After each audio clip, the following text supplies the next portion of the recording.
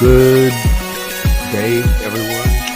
Afternoon, or whatever time it is where you are.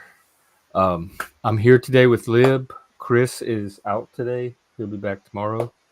So you can come on and talk with Lib and I about whatever you want. Or about whatever Lib wants if you have some stuff you brought.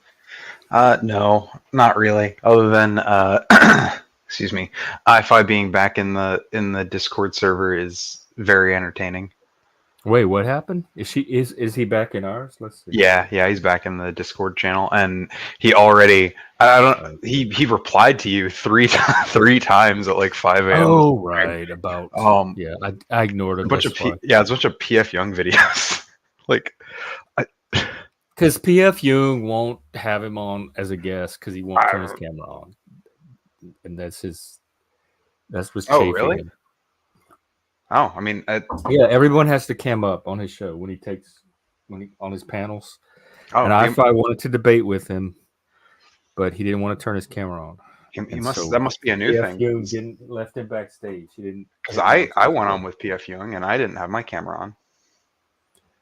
You went on to his show, or was this Yeah. when he was on this one?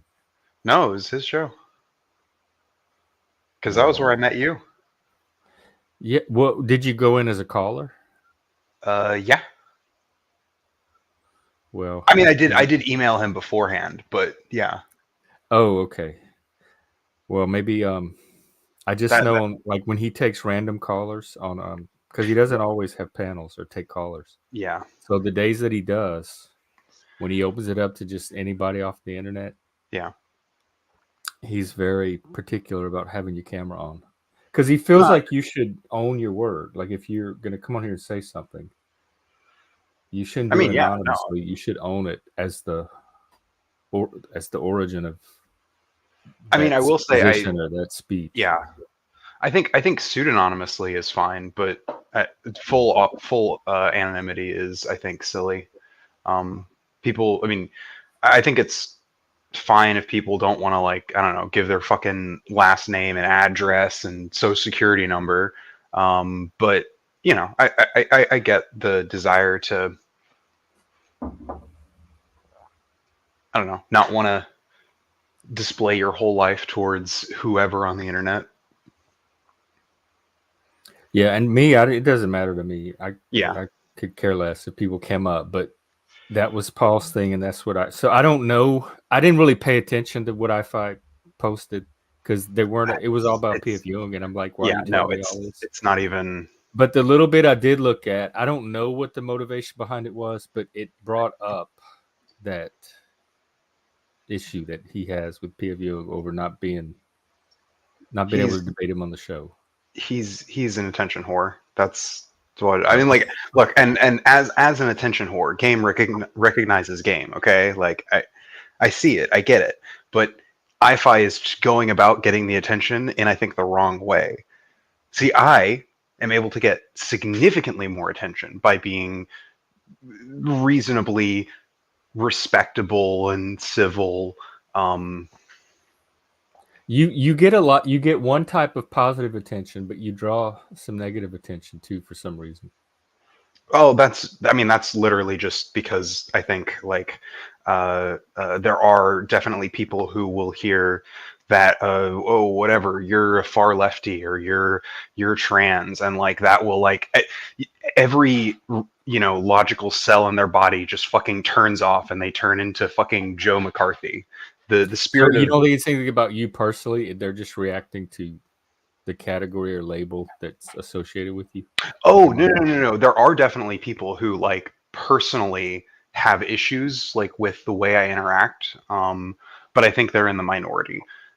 Because broadly speaking, I do attempt to be reasonable, civil, you know, all that kind of stuff. And then, you know, people will, and then, like, I'll, you know, I'll start discussing Marxism, and someone will, like, before they even hear 5 words out of my mouth, you know, oh, communism killed 8 billion people. Yeah, the barbarians. Yeah. Of which I Hey, look. consider myself one. I don't think you are. I think that um, you, while I don't necessarily, while I definitely disagree with a lot of your criticisms, I don't think your criticisms stem from a uh, irrational hatred of communism stemming from Red Scare Oh, I think propaganda. it's stupid. I don't No, hate. I think it's stupid. I don't know why anybody would take it seriously. It doesn't come out of hatred for sure, and it does yeah, come out of a sense of the dangers of it in what I see with the in the institutions with wokeness. And we talked about some of the examples the other day when yeah, we talked about the Evergreen documentary. yeah. Actually, and the Evergreen thing is one of those that I'm vehemently opposed to. But also by that same token, So I'm you know, opposed to that, and some people sure, associate that with communism. yeah, because they're stupid. Like, I mean, I know I just got finished saying I'm generally respectful and civil, but like, I don't have respect for people who, um, you know, begin associating very loosely associated things, largely because of like, um, if I'm going to be honest, internet retards. Um, Maybe like, that's why. Like, do you think maybe in your attempt to come off as civil and respectable, that makes you appear too bougie to some people, and then you lose the relatability on one end that you gain on the other? Because we've talked about all the people that hate you. Who do you sure, hate? Is there anybody that you hate who do I just hate? because, like, just Um, off of personality or political position? I don't actually even really think, even on here, there is maybe uh, iPhi. Andrew. No, well, Oh, what Andrew I Wilson. yeah, I do Yeah, he think gets a Andrew lot of Wilson that. is a reasonably unpleasant person. Like, just aside from his politics, I don't think he's a very pleasant person. Which I think has in my, what I've watched the debates in him, actually worked well for him as a moderator. Um, uh, but like, as a person, yeah, no, I think he's deeply unpleasant. With iPhi, I do think iPhi is sometimes unpleasant, though I think my issue with iPhi and most other people that I have issues with on who come on the panels more has to do with, I hate the rhetoric that they use, and I don't like interpersonally hate them, right? Like, um, uh, one thing like iPhi and another example, Flow, right? Both of them take issue with my political positions. However, I can talk with Flow State about it. Like, I've had conversations with Flow State about it. We've had a back and forth. I, And you can't do that with I iPhi. can't do that with iPhi. Like, and it's not even like I have an inability to. I think iPhi has an inability to. I don't know. My conversations with iPhi have gone pretty well, and fairly normal for philosophical conversations. So I haven't had personally had those issues with him. Well, I mean, I haven't had philosophical conversations with him. I've had more like That's mostly political. all we've had. So maybe that's why. Yeah. I mean, I just like, philosophy is interesting to me, but um, I don't know. I like philosophy taken put into put into action, which is what I think politics is: philosophy put Well, into action. that's why I was confused with you. Why you're so invested in a vision that you yourself admit is not realistic or likely to happen in your lifetime. Hmm. That would, to me, preclude any kind of realistic or practical action because Well, it's no, there's so idealistic. And well, so but if you're action oriented, why would a vision like that that's so unrealizable at this time appeal to you? Because no amount of action is going to bring it any closer on a practical level. no, but understanding my ideal helps me understand what what my goals are, right? So like my goals in a immediate sense are about like broadly harm reduction, but like making people's lives better today. What harm And in, reduction with, like, what do you mean? Because I know it from the substance use I mean community. in the sense that like much of the harm that that our systems do to people is inevitable. That's an no. This I isn't feel like like I'm gonna get on a loop if I ask this, but what harms? okay. So we can talk. You make it like the system is this meat grinder that people are being run through and That's harmed, what and they all have no systems are. agency. They're just fed into it, and they're passive victims of it. Well, we necessarily don't have direct control over the systems that govern our lives, which has been, for what it's worth, been true of nearly every system that humans have ever created. That's You probably have more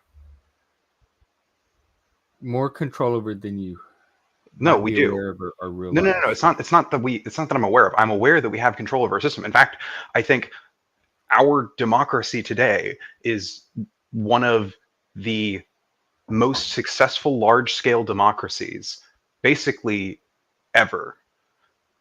Ever. Living in America today, you are uh, uh, living a better life than most humans could ever dream of. But what I'm saying is that's not enough.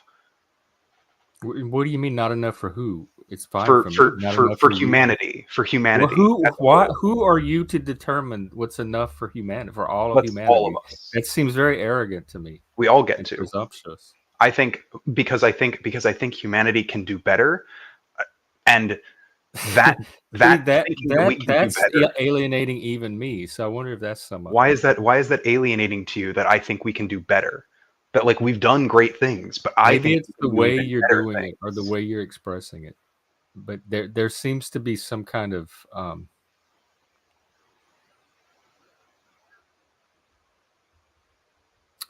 power differential or vantage point that you're coming from that's different than where I'm coming from. And there's some kind of verticality to it that I can't quite place, or it's given the impression of. And it's hitting off my because I have a high sensitivity to authoritarianism, and it's hitting off my Uh-huh. authoritarian sensors, or at least my managerial sensors. Oh well, I mean, as far as like that kind of like managerial bureaucracy kind of thing, I think that's not only common in basically every system that ever exists, but is something that humans can and ought to harness more to our um, uh, uh, He's means. not right, though. That's the point. It's unattractive when he's not right. It just seems smug and presumptuous. I'm not attempting to be like smug. Like I guess I'm I, s- trying. I, s- Tim, so sometimes I, we s- have to work at it with I Liv. suppose I could be more deferential and submissive, and that would probably make my ideas come off more attractive to you, Well, Jeff. like saying, like, I think all of humanity can do better. They're not living up to their potential. That will alienate you from most of humanity. It's alienating me from you just hearing that. Like, so Well, but okay, okay, maybe humanity can do better, but uh they'll huh. determine that on their own at some point when they're ready to do better. I don't And know yes, why. and my argument is that humans have always been striving to do better, and this you saying like, oh, saying humans could do better, this sounds alienating. It just Like, seems was it easier, alienating? especially as a self-proclaimed man of action. It seems, or whatever gender of It action, doesn't matter. it seems easier to focus on bettering yourself than worrying about all of humanity and what level of betterment they're at. Why can't I do both, Just Jeff? better yourself, and like No, no, that will no, be a no, no. model to other people. Hang on, Jeff. Why can't I do both? Why can't I do both? I need you to explain this to me. Why do I have to Because I only think choose? by doing just the one, you can achieve the both. How is me And because the whole this whole conversation started with how unrealistic the one was. So uh-huh, something more realistic would be uh-huh. bettering yourself, like self-improvement, self-growth, and have So that be enough. Like as long so as you're doing your part, then sure. humanity will take care of itself. So then, yeah, so then I should stop organizing with political action groups. I should stop voting, and I should just worry about myself, and I No, shouldn't no. engage in society. See how you get the weirdest things out of things I say. Stuff that has nothing to do with Well, anything we were talking about when I'm talking beforehand about, or well, anything in my words, Jeff, and when all I'm of a talking sudden I've about said all humans, this new stuff. can do better, the vast majority of the action that I'm talking about is the kind of stuff that I do, the kind of like what I think is like the bare minimum of political engagement in, I think, American politics, that I think people have a uh, uh,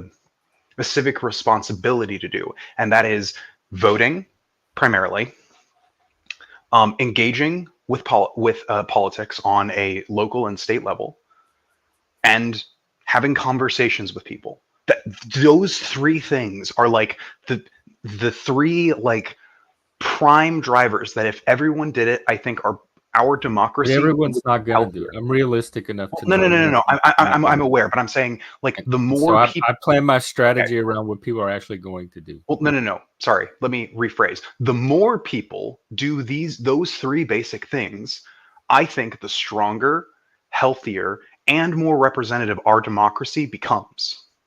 Yeah, that sounds like a nice speech, but I'm more focused on what people are actually going to do and how it works Well, on but the ground and in these the three voting things are booth all and voting. achievable things that people can, It's the are, is and ought gap. We're have been talking doing. on two different sides of the is ought gap, is what I'm realizing. Yours is very ought.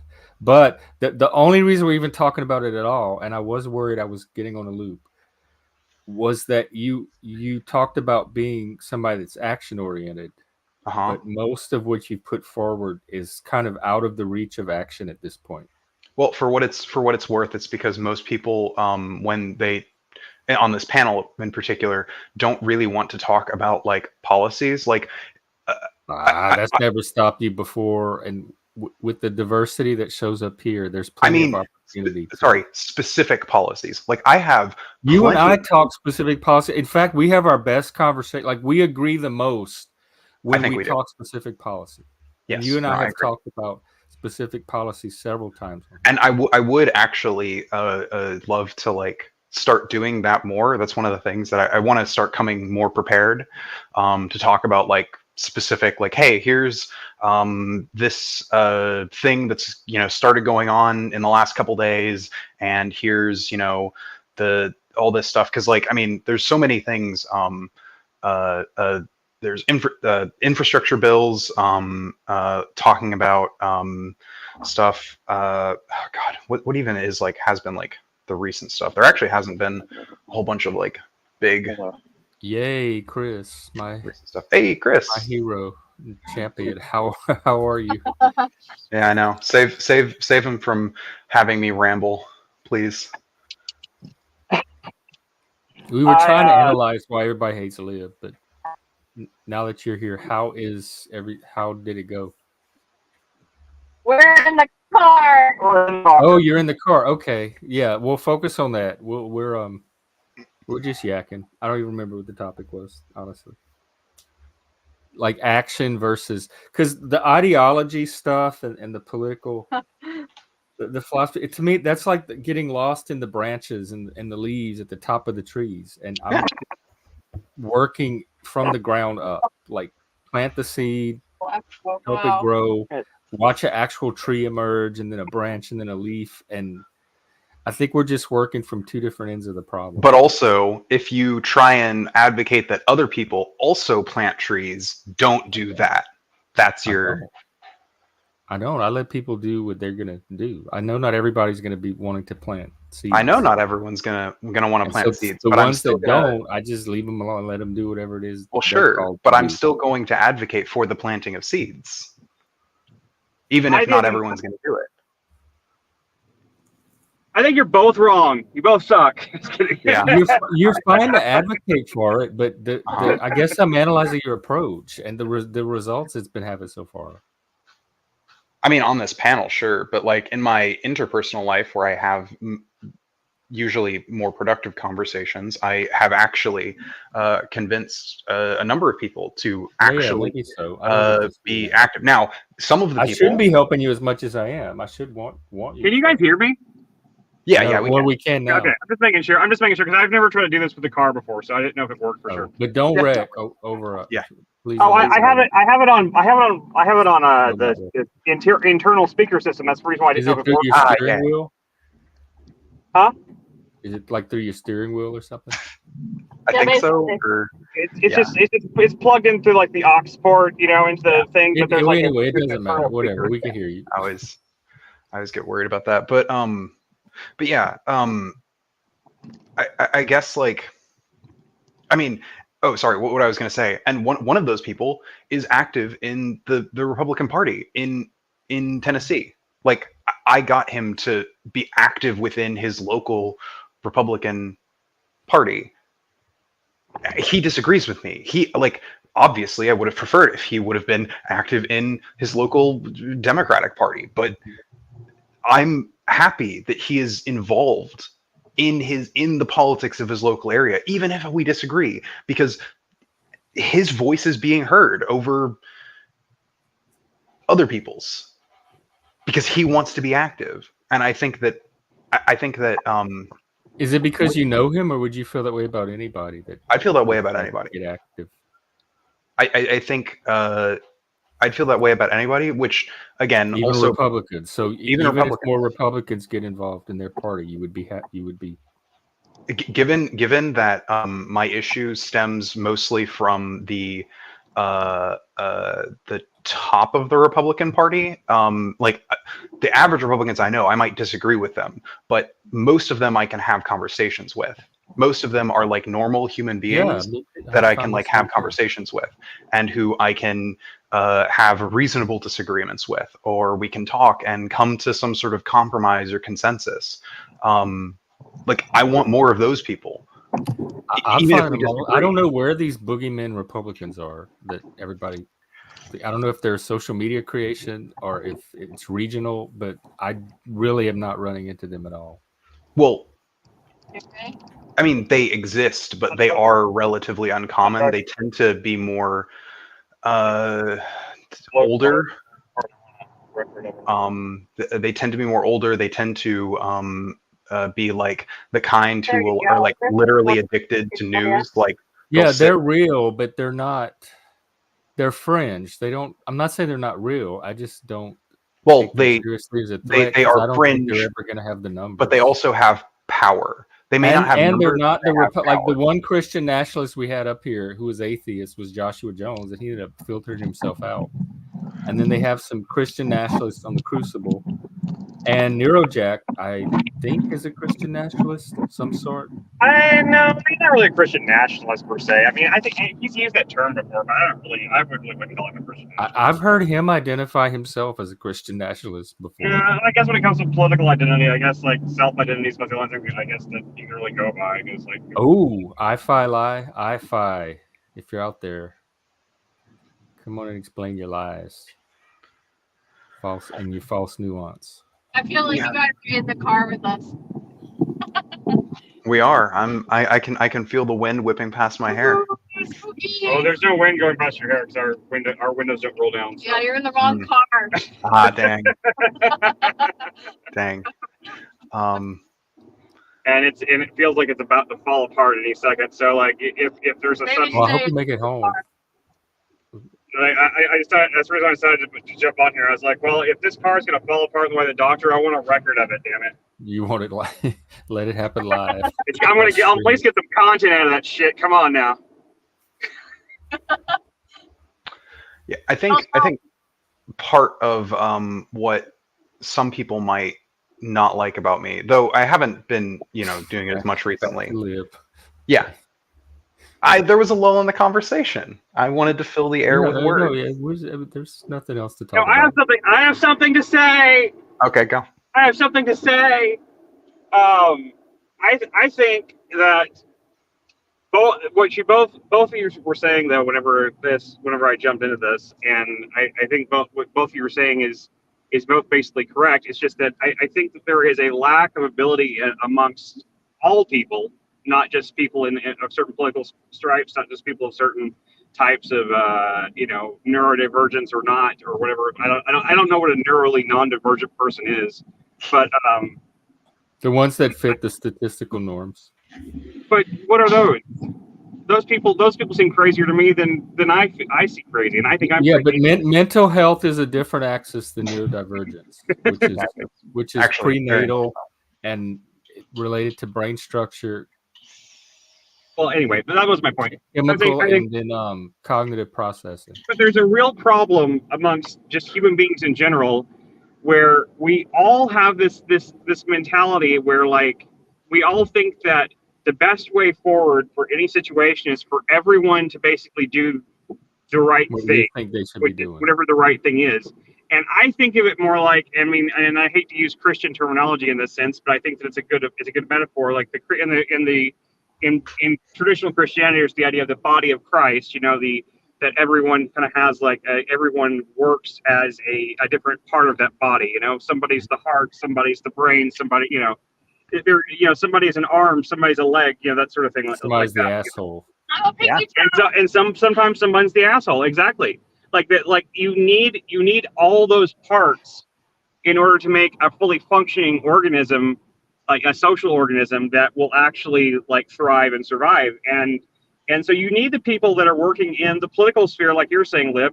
But you need people that are not working in the political sphere, that are focused on maybe spiritual things or focused on more practical things that really don't matter much, that are really kind of apolitical. You know, you need all of those. You need all of those parts and all those people working together in unison to create something in order to actually build anything that's really going to last. And I think that's a lot of time, and a lot of times that's why a lot of these communities and a lot of these attempts to do these things, I love why they fall apart, is because they only want brains, or they only want hearts, or they only want legs, or they only want arms, and they don't recognize the fact that you need those other pieces of the puzzle in order for the whole picture to be, it's like it's like putting together a puzzle, but you only want to use the border pieces. You still need the stuff in the middle. Or vice versa, whatever. You have to have all the pieces in order And to make. they have to cover the same box. Yeah, they have to be of the same type. They have to have something that gives them a kinship to them. There has to be a shared goal, but it's important to recognize that not everyone's part in that organism is going to be the same thing, and they're not all going to have the passion That's for the what I was political trying part. to tell Lib. That's what, yeah, because he has like one prescription for all of humanity. If they would just do this thing, I think they should be doing. No, We would be that's in not. utopia. That's not the prescription. There's not just one thing that everyone. It sounded like there It's were. so much more complicated than that, because people are so much more complicated than that. Political systems are so much more complicated than that. Part of the reason why I think have a fully concrete idea as to the ideal is because like the That's what ideal we're working isn't on something, here, Tim. it's Believe not it or something not. that you like arrive at. It's something that you work towards. I don't think we're gonna achieve this like Star Trek-esque utopia where like we can Live. create You matter. yourself, and this again. I keep going back to the reason this conversation started in the first place. You yourself have admitted that this vision of yours for humanity and the ideal society and improving humanity, whatever, is not very realistic in our lifetime.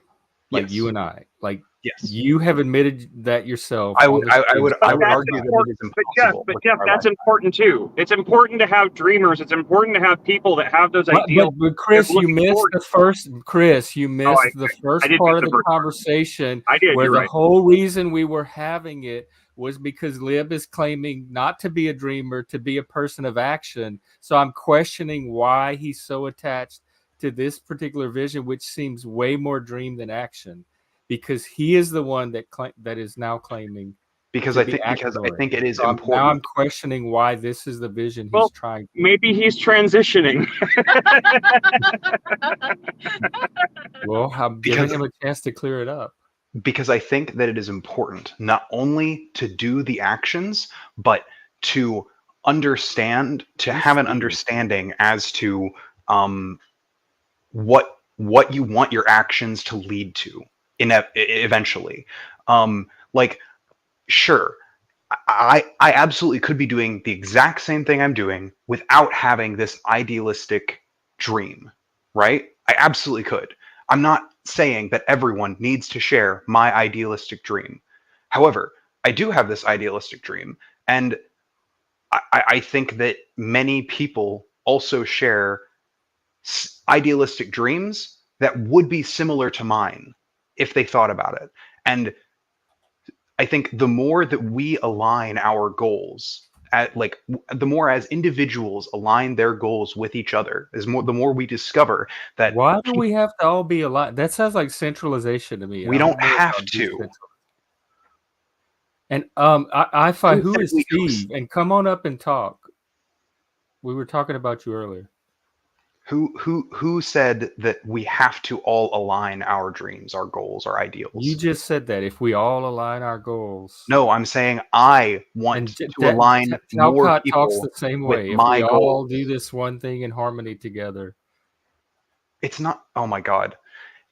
No, don't guys not in with oh my God. Like you're not saying the stuff that I'm saying that you're saying. No, you're like starting saying and then going off in some weird ass fucking direction. Okay, what I'm saying is that like every talking past each other, like every other human being, it's projection. Like every other human being, finish I want people when I think I'm correct or when I have an idea that I think is good, I obviously want as many people as possible to agree with me. No fucking shit.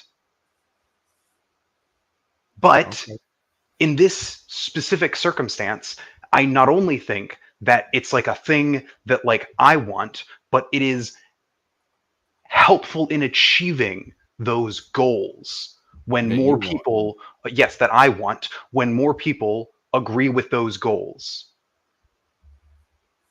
Okay, well, we have different goals. I don't agree. No, I'm aware. Well, do you not agree that generally speaking, the more people are not only I don't know. It depends on the goal and the situation. Sometimes it may not take more people. It may just take one or two people. I don't know without knowing specifics. Do you not agree that generally speaking, the more people who believe in a thing and are working towards a thing, the better chance of that thing happening? Maybe it depends on the people. Sure, generally. Do you not agree? The more people working on a thing. It depends on the thing. Like what thing? Do you want everybody to be working on the communist revolution? I don't think that's likely to happen. You think no. That's why if that's your idea of action. No, that's your vision. I've explained in this conversation what my idea of action is getting politically involved and advocating for more people to get politically involved. Well, yeah, is the sort of that threefold thing. I advocate the same thing on here. Okay, and I don't understand what your issue with my idealism is. Yeah, I don't think there's a conflict between being a dreamer and action oriented. That's all I was trying to do. I don't think there's necessarily a conflict between having big idealistic dreams and also being small action oriented. I mean, I kind of think of myself that way. Right, but most people, I'm action oriented myself, and most people that are action oriented are going to work off of dreams that are actionable, that are more realistic and realizable. Yeah, and I think action oriented, it's hard to work off of this idealistic dream. Who is pApA Vishnu? And to be fair, Lib, I do think that I understand where I actually do understand where you're coming from entirely, man. I think we know you from, or show your camera so we'll know you're not a troll. Because I think you do have those. I do think you do have those smaller level like visions and goals, like the stair steps that you're as I do think you see those things too. But when we hear you talk more about the big picture, the bigger, higher ideal thing.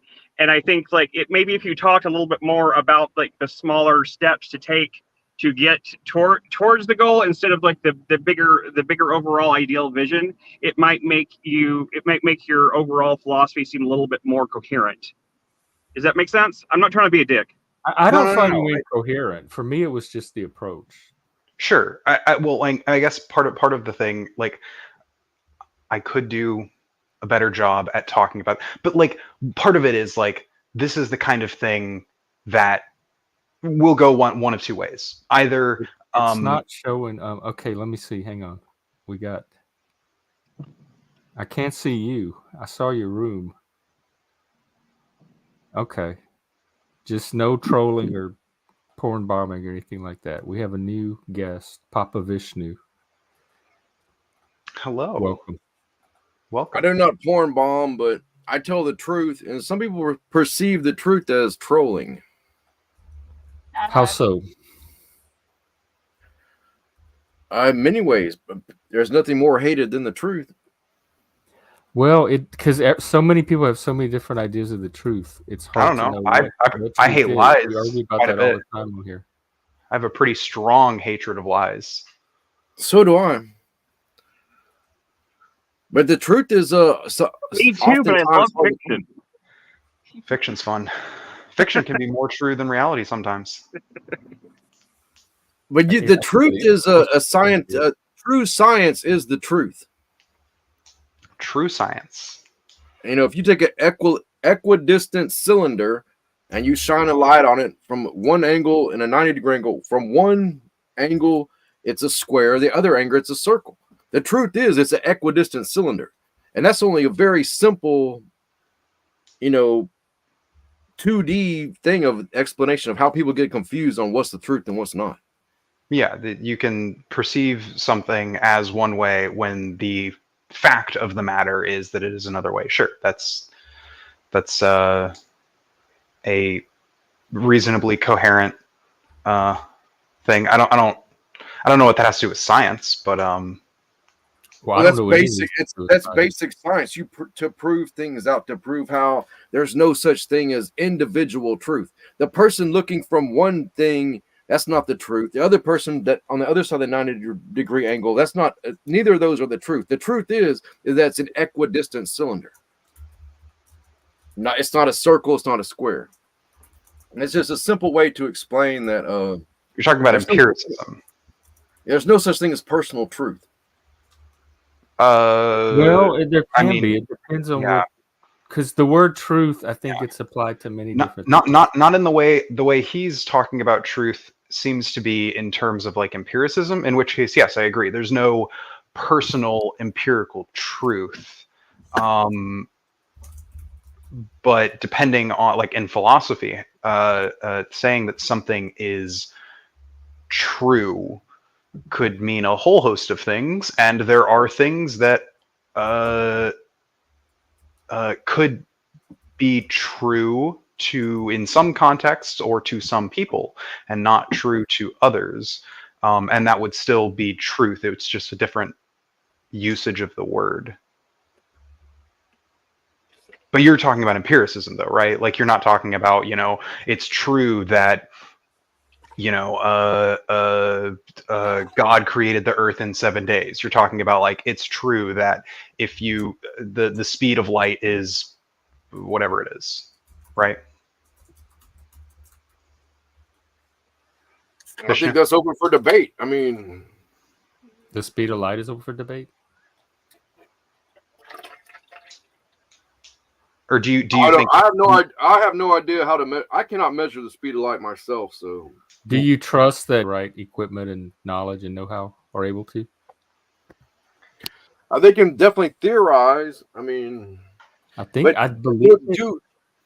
Maybe some lights go faster than does a green light go faster than a white light? Does a blue light go faster than a yellow light? I don't know. I don't think it does. I think those are just different wavelengths. Yeah, because light travels, if I'm not mistaken, at the same speed, regardless of where it is in the universe. My understanding. But what is light? JoeCool is back. They are photons. Light is photons, right? Or is it electron? Hang on. Light. Well, it's particle wave duality. So, what have y'all seen ball lightning? Isn't ball light? I've seen videos that look real to me. Ball lightning is absolutely crazy. I've seen the Magic the Gathering card, Ball Lightning. It's a 3-mana 6/1 with haste and trample, and you sacrifice at the beginning of the end step. But I don't know what Magic the Gathering has to do with light. No, ball lightning is widely accepted as an actual real phenomenon. I've never personally seen it, but I've seen even crazier things than that. But sure, ball lightning travels. I know what you're saying, the speed of light, but I'm saying ball lightning sometimes moves pretty slowly. is that NeuroDuck? Yeah, the ducks are back, Neuro. You're ducking out again. Your evil ducks are back. Just on Google from this seems to be from BYJS. I don't know what that is. Hang on, let me see what that is, just so I can. While you figure that out, I'll be back. Oh, it's just a learning program. So this seems like a decent source. Light is a type of electromagnetic radiation that allows the human eye to see or makes objects visible. It is also defined as visible radiation to the human eye. Photons, which are tiny packets of energy, are found in light. Light always moves in a straight line. Light travels at a rate faster than sound. Duck's back. Duck's back, Neuro. It's NeuroDuck. NeuroDuck. Hey, Jeff's here, or other Chopper Jeff is here.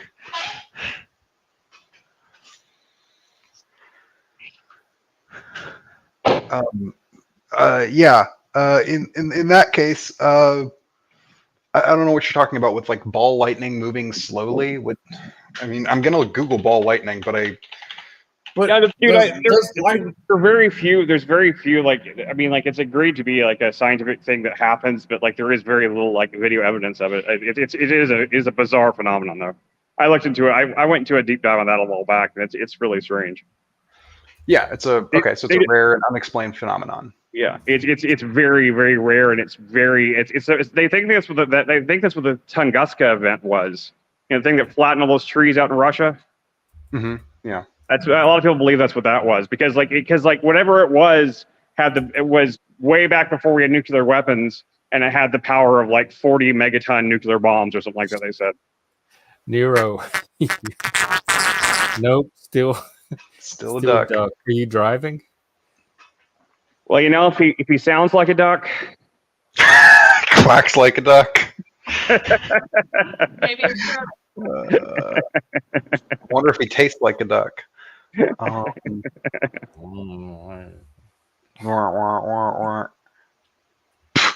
Nicholas. I just think NeuroDuck just sounds like a villain from Darkwing Duck to me. I just keep thinking of Darkwing Duck. Like it's this company called DW. Darkwing Duck. Oh my God, Aleister Crowley is one of the fucking people who allegedly witnessed ball lightning. Okay, I'm not actually sure if this is a thing or if this is just people having shit eyesight. Okay, well that's Aleister Crowley is highly suspicious. Yes, but I'm gonna ask the AI. I do think. Well, the AI is probably going to just pull from the Wikipedia page. I think it's way more widespread than Aleister Crowley, and I don't like Aleister Crowley. Oh no, yeah, there's a ton of accounts. Like I'm looking at all of these accounts, just like the recent one was in 2022. A retired lady at Leiberg, Lower Austria, saw blinding cloud-to-ground lightning in the northeast and spotted a yellowish burning object with licking flames. I'll have to hang on to you. It says it's unexplained. So which, to me, in my experience with this, here we go.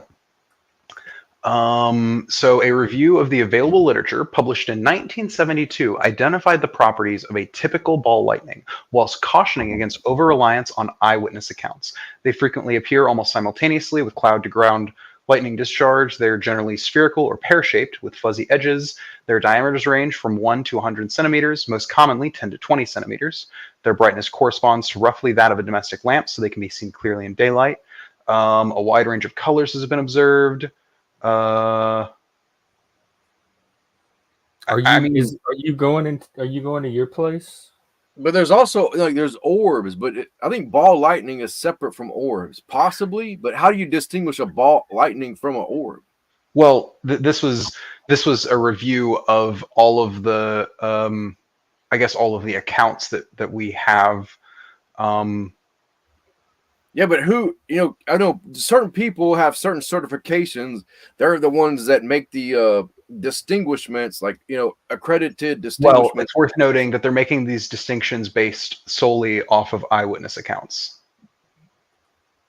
Like they're not making these distinctions based off of like necessarily their own. The eyewitness accounts and also the effects of like that something happened in that area that they're trying to explain as well. It's not like there were tons of eyewitness accounts of vampires at one point, but we don't have any scientific studies on how real vampires are, because there's no evidence that vampires. But there was evidence that something happened that is unexplainable, and therefore the eyewitness accounts is why we're getting the ball lightning thing from. So I'm just saying it's a little bit more. It's a little bit more scientifically concrete than just like, eyewitness account said this and that. I mean, like, it's a rather devastating thing when it happens. So, well, we can. We can actually look at laboratory experiments. So scientists have long attempted to produce ball lightnings in laboratory experiments. While some experiments have produced effects that are visually similar to reports of natural ball lightning, it has not yet been determined whether there is any relation.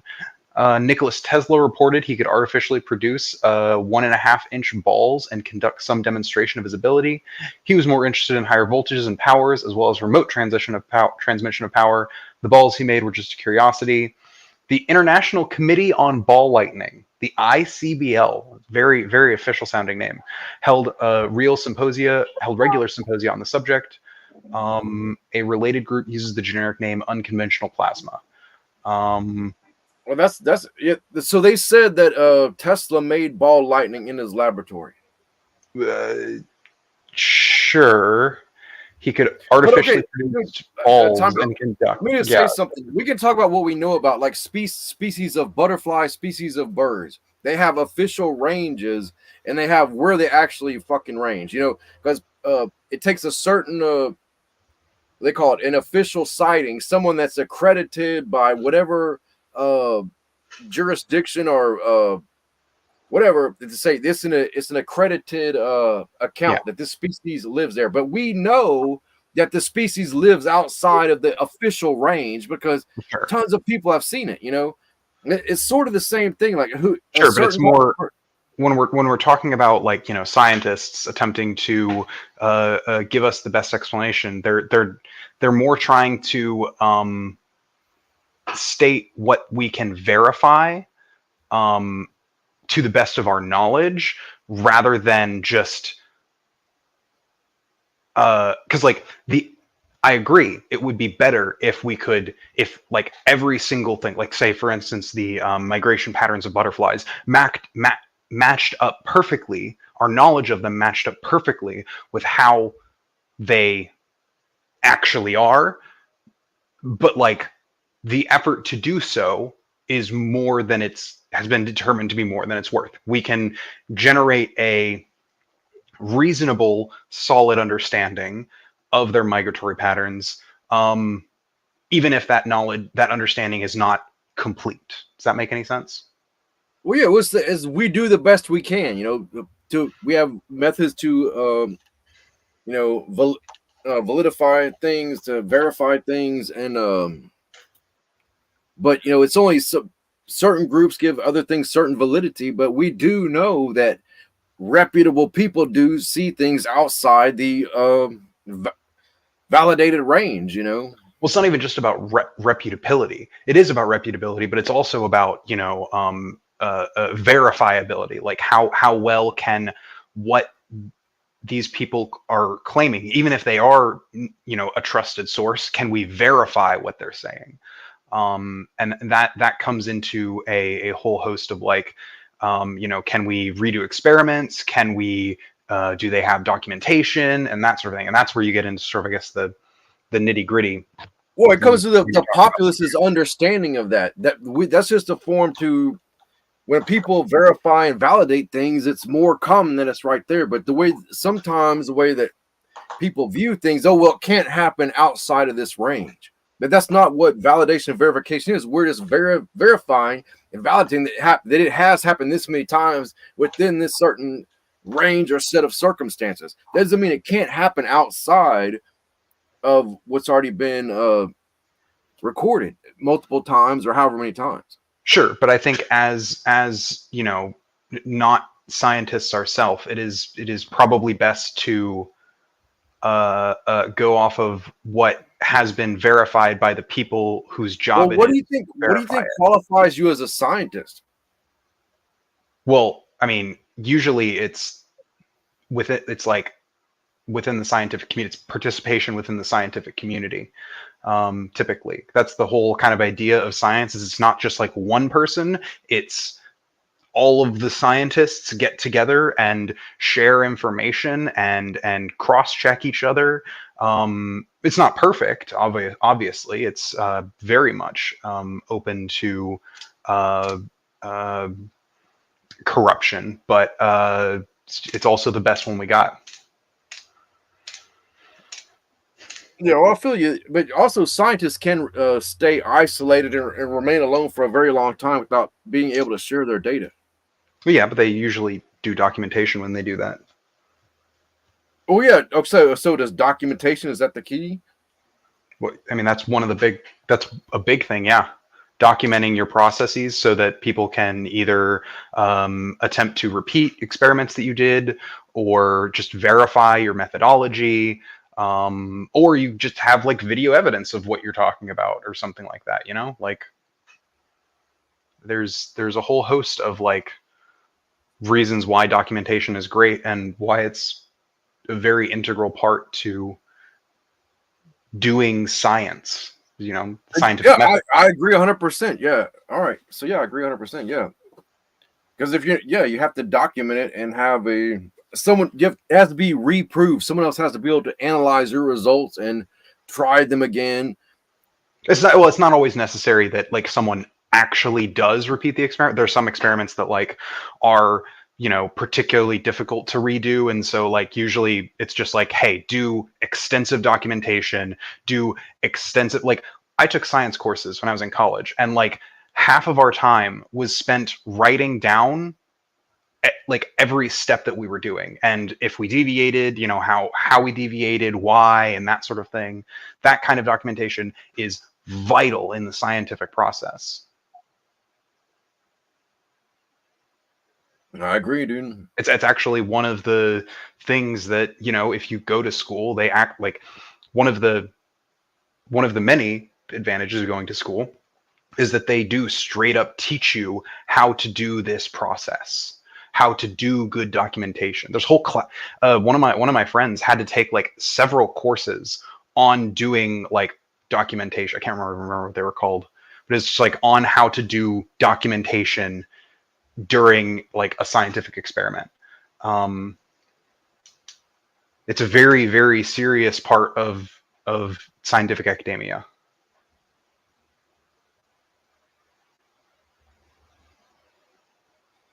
Yep. Who is this Carl guy? I keep hearing about. I've heard about him too. I have no idea who he is. And Carl, just what do you want to talk about if you come on? Like, I don't want to not have you on if you have something that you do want to add to the conversation. But sometimes people come on and talk about lizard, snake people, and all kind of crazy stuff. Or the Nagas, but the Nagas are interdimensional. Apparently, yeah, Hindu. Is there a Hindu dimension? Well, it's Ophia Latreia. Am I saying it right? Ophia Latreia? You know, worldwide serpent worship. Oh, the worldwide serpent. You mean You mean Jodener? Ophia. Oh, am I saying her? Ophia Latreia, I think. It means the worship of serpents, but they speculate that, or they claim that once everyone in the world at one time worshipped serpents. I mean, there have been societies that have worshipped serpents. There have been societies that have worshipped a lot crazier things, honestly, too. Like serpents, at least, kind of makes sense. Cats are weird. Cats are dipshits. I don't know why you'd want to worship a cat. I like cats, and I don't want to fucking worship them. They're dipshits usually. They're sweet dipshits, but they're dipshits.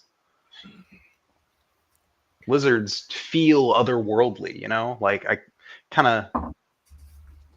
Well, I've recently evolved in my thinking. I've always knew that animals had feelings and thoughts, but I've evolved more lately to think that maybe reptiles do have these type of feelings and abilities. When before I didn't, until the recent years, I've seen the therapy alligator and people supposedly having close relationships with reptiles. Ooh, I don't believe in that. It sounds crazy, doesn't it? But yeah, I don't think you can trust a reptile. There's no relationship with it. It's gonna. Well, it's not a relationship in the same way. The same as it will anybody else any other day.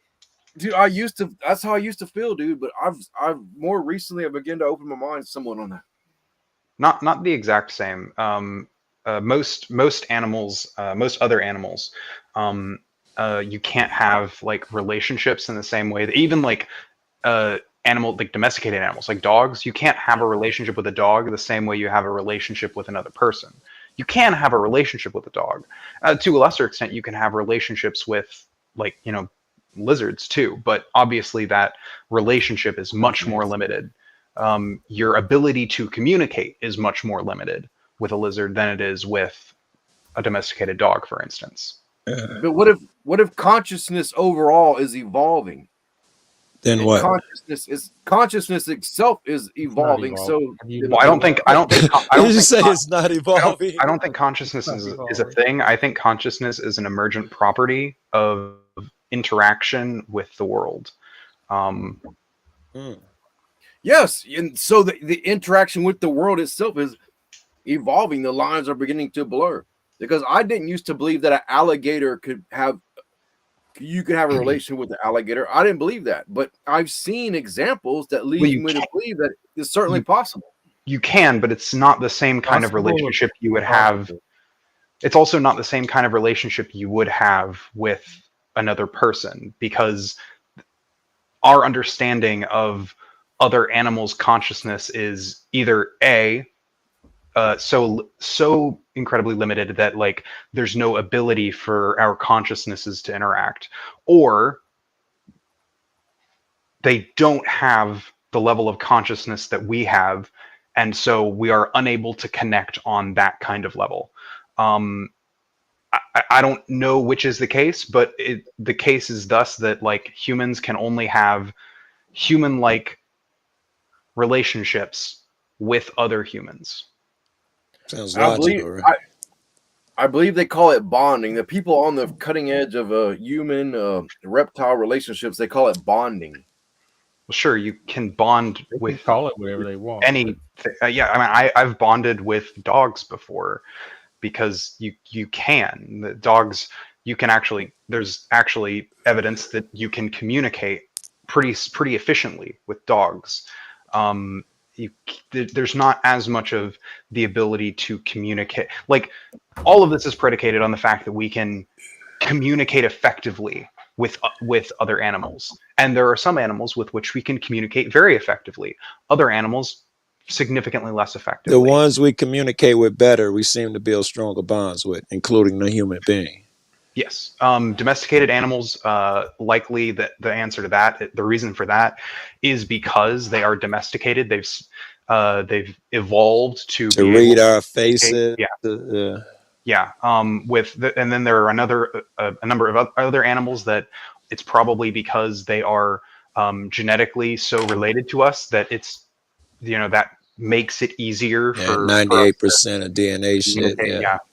Yeah. Um, but then you have things like lizards who we don't share a lot of common ancestry with, at least compared to like mammals. I understand. Yeah. And there's a number of like, And that would support your argument because it'd be more difficult to build a strong bond with a snake or a fucking some type of lizard. You can have a bond and this and that, but it's logical. yeah, no, I think it's intuitively makes sense that you could probably build a stronger bond with like a dog than a snake. But also it seems to just bear out that like, Yes. I mean, yeah, we don't.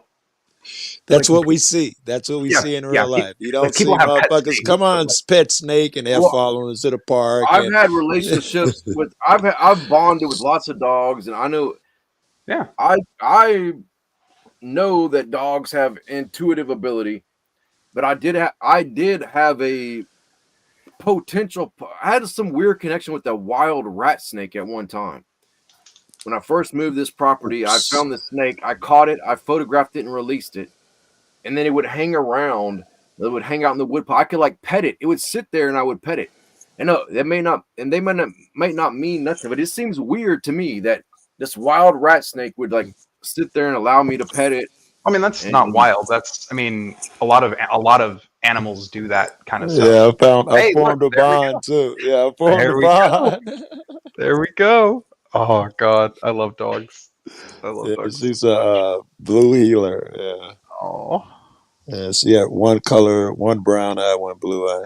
oh, she's Yeah. got that. What is it? Oh God, I don't know if you can see it and get her to look into the camera or something, but she's been a bomb. See her camera shy. Oh God. Adamus, don't come in here and start a bunch of drama. I just Yeah, came to talk about lizard people. Oh, Yeah, I'm sorry. don't feel bad, Catamus. Chopper has me blocked too. It's fine. But there's hardcore scientific research that proves that dogs have intuition, and like even psychic intuition. Like It seems like it. What do you mean psychic intuition? Yeah. All right. Well, I don't know if this falls into psychic, but this might back you up. There are plenty of stories about people moving to different states even, and it may take the dog 8 months before he finds them, but the dog can find them. There are several stories. I don't know if that'd be called psychic or not, though. Well, psyche is a very broad term. I mean, but how do they know they're being mentioned? They have some kind of bot that if they hear the name Carl, they show it. We weren't even talking about him on screen. It was just in the chat. Oh. That's crazy. I had a text and hit the wrong button. Nah, you're good. Hey Joe, what's up? Dogs are way more smarter than science gave them credit for until just recently. But recently, science is beginning to give them credit. You know, maybe not all. What do you mean science? Scientists, specific scientists that are on the cutting edge of not being dog science. The dog scientists. No, people. Probably be like consciousness or something. Yeah. Okay, you could say that. Because I haven't seen any thing recently talking about how dogs have advanced. We give them all the credit in the world. We fall in love with them, marry them, and all that crazy shit. They're already up here. I haven't seen anything recently in science. I did see a thing where they did an experiment where they would take the dog's owner out. They put a camera on her, a camera on the dog, and they would not tell her how long she's going to be out. And the moment they tell her, all right, you're going home, the dog would get up at home and walk to the fucking door. I thought that was amazing. Well, it's not the dogs that are advancing. It's people's science that's advancing to actually understand reality better. I dig it. Yeah, no, I still ain't heard that talked about though. I mean, it's mostly just like it's not that it's not useful. It's that the actual like practical applications of that kind of knowledge is kind of limited right now. I mean, there's definitely potential to it. Like I think that there's value. in it. I think there's value in doing science just for science's sake. I think the pursuit of knowledge is, in and of itself, a worthy pursuit. If you were in charge of the government, you would have money for the arts and sciences. However, I'm assuming some people would say those are a waste of time. Art, science, history, that shit's in the past. It depends on who's in charge. I definitely think art is a great endeavor. Science is crucial, even if it seems to lead nowhere. You never know what discovery is coming from where. Tim. And boy howdy, if I was the Grand Poobah of America, God, I could. Have a fan. I have a fan. Yeah. Ugh. Oh well. Who would like me? Come on. I feel bad that like, of all the people, they like me. Just smile, say thank you, girl. I appreciate it. See you on Saturday. And if I was the Grand he Poobah said America, the topics that he wanted to talk about this Saturday, so there they are. How to deal with drug addicts and a busted economy. Oh, I would actually love to talk about those. I have many thoughts on both of those topics. Yeah, me too. One of them would be forcing pharmaceutical companies to not, without cost, benefit from public funding. There we go. That's one. That'll definitely slightly help our economy by telling pharmaceutical companies that they can do their own fucking research. Or we can just nationalize the issue more in the relationship between the two. Part of the issue is that a lot of the research that is done on like pharmaceutical drugs is done at like publicly funded universities using publicly funded money predominantly.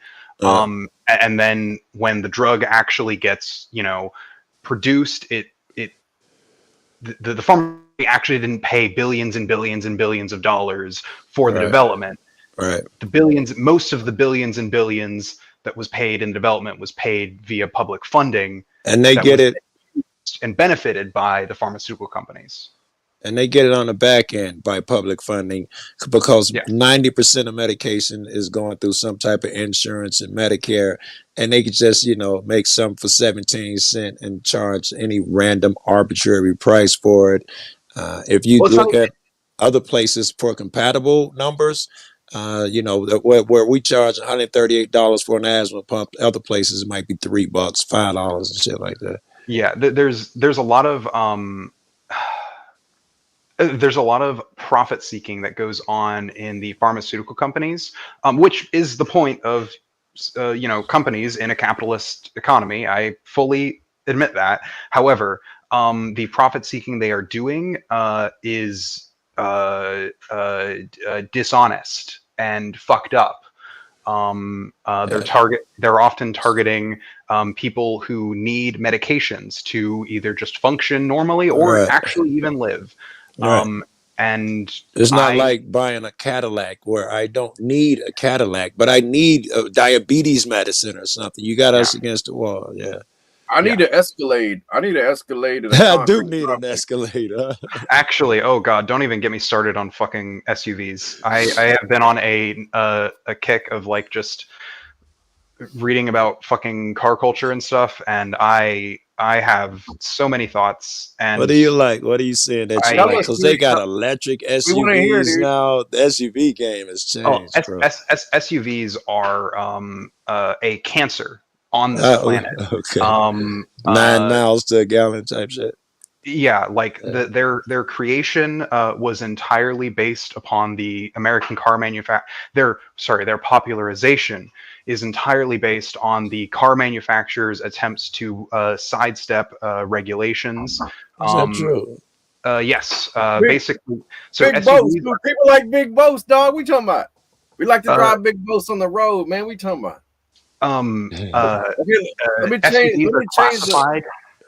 SUVs are classified as light trucks, which means that the regulations that apply to them are significantly lower, and safety standards. Actually, there's actually a lot of evidence that SUVs are basically a insane huge cause of the sharp rise in car-related deaths over the years, and it's because their safety standards are much lower. Well, don't you think that has to do with the the natural selective, like stupid people die and smart people live, kind of thing? You know. I am not an advocate of social Darwinism. No. So okay, well check this out. Let me ask you this, Mr. Lib Commie. Have you heard about the plan to reverse the roles of the United States of America with the former USSR? When the USA was at its heyday of freedom, the plan hundreds of years ago was to do a flip-flop, inversion. Have you heard about inversion? And the plan hundreds of years ago, and the USSR, well, the USSR didn't even exist for hundreds of years. And we only got a couple hundred on our belt. It existed a little over 100 years ago. So what are you talking about when you say hundreds of years ago? Is this like some like Freemasonry Illuminati shit, or it's gotta be, right? Yeah, that's exactly what it is. Then I hate to burst your bubble, but I put about as much stock in that as I do in flat Earth.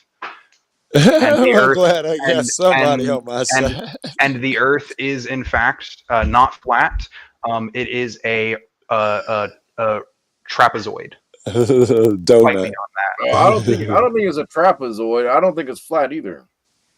But no, you're right. You're right. It's a dodecahedron. Right.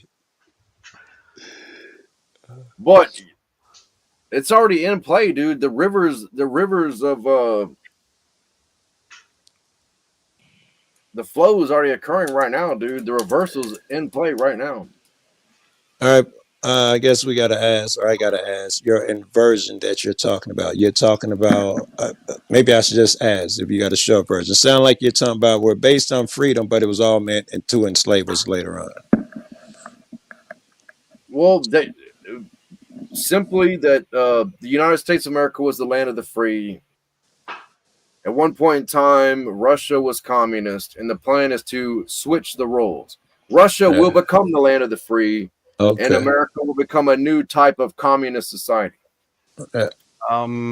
Where are you getting that? Like, Russia is currently a oligarchy that's run by a dictator that is currently currently right now today invading another sovereign nation because America has never, United States of America has never invaded nobody, have they?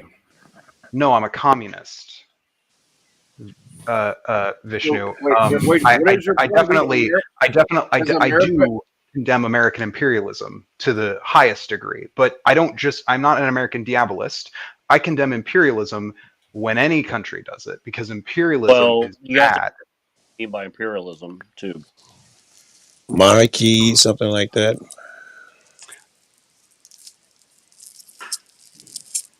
Yeah, I'm telling you what I've heard and what I've seen very wealthy people do.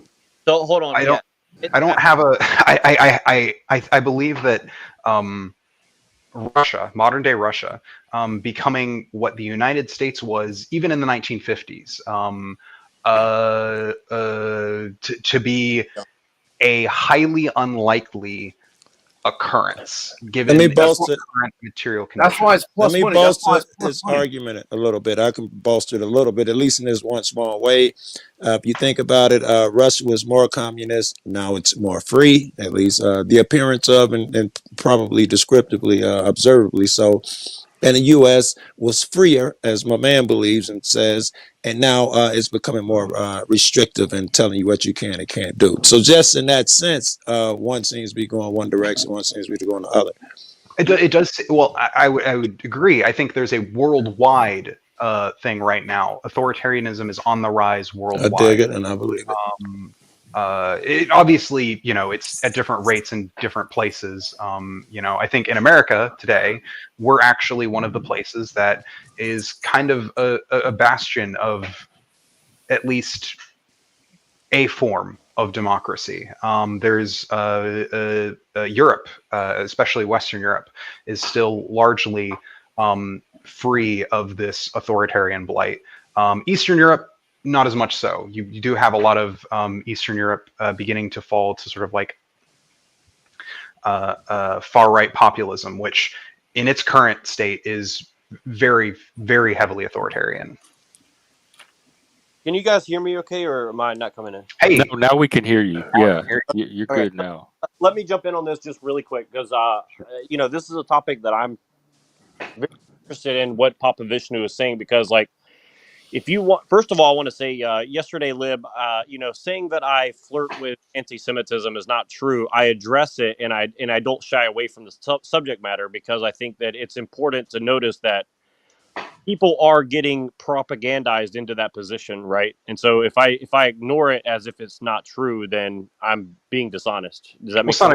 I'm not saying to ignore it, but what I am saying is that the language that you use is often similar, if not the identical language that they do use. And I think if you were going to use that language, then you need to point out you need to be very clear and evident when you're using it. Sure. About being distinct. Like that's one of the reasons I don't use that language, because I don't want to have to take the time and be like, yes, and by Is he day and language by policing? No, I understand, but look, here's the thing, is because it's going to relate to what we're talking about right now. So look, there are good reasons that people believe that, whether it's true or not, which I would say it's not. It may have some truth in it. It doesn't mean that it's true the way that it's presented. What I'm saying is like, there is over representation of certain things, and obviously you and I would agree that the fact that Israel has undue amounts of influence on the United States is a problem for sovereignty. How much I was actually about to say, I also don't think that Israel has undue influence. Given the events after October 7th, it actually does seem like it's more that Israel is more of like a rogue ally, that we are incapable of keeping the leash on our dog. I'm not going to say you're right. I like that characterization. Right, and that may or may not be true. My whole point of all of this is it's all based on our perception, and we're all being given different perceptions based on what we see in our. Given by who? Are you? We all have media different news consume, feeds. That's not us being given the media we perception. consume. Right, I use my own discernment. Yeah. All media, we all get something different from it, and but that would be true about anything at any time in history, because that's how the human mind works. Well, yeah, and that's also how propaganda works. But like, I do agree with you, Jack, that many people are often given by the news sources that they use either an incorrect or not full picture. That's kind of actually the whole point behind sort of modern journalism. But right, and it would be necessary to have the system that we have now. So, like, as much as we make it, the system would not exist without limited available information, because you couldn't run an army or economy or anything of any value without outright propaganda and programming people to buy.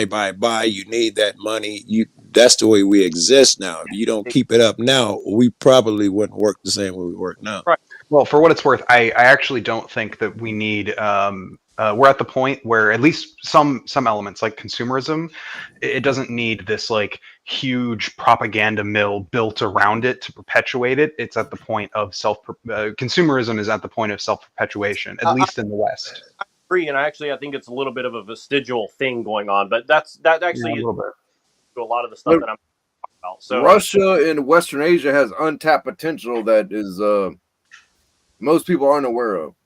I agree with you, and so does the West. But the thing is, the West is being given a very limited version that you're talking about, and know. Well, I would argue that the untapped potential in Russia and the end of the Far East, China in particular, the reason why it's untapped is largely because they live under authoritarian regimes. And when those authoritarian regimes lax their rules, then it'll be wide open, and then the reversal could happen very quickly. Which is why Xi Jinping and Putin are actually very resistant, because they know they're actually going to undermine their stronghold on what they have if they open up their economy. And that's, America is very aware of this, and that's the thing is, as weak as the West is, we've actually we've put them in the corner where if they try to make a move to open their economies, we already have the network in place to basically subvert their entire way of life, and it's already working. Actually, so But Brazil, since we're on the topic, but Brazil, of China, Brazil as well. This leads into me talking about how current understanding of the at least conventional militaries of places like China actually is very interesting. So it used to be, for instance, one of the United States' biggest concerns when it comes to China, at least militarily, is China invading Taiwan. Now,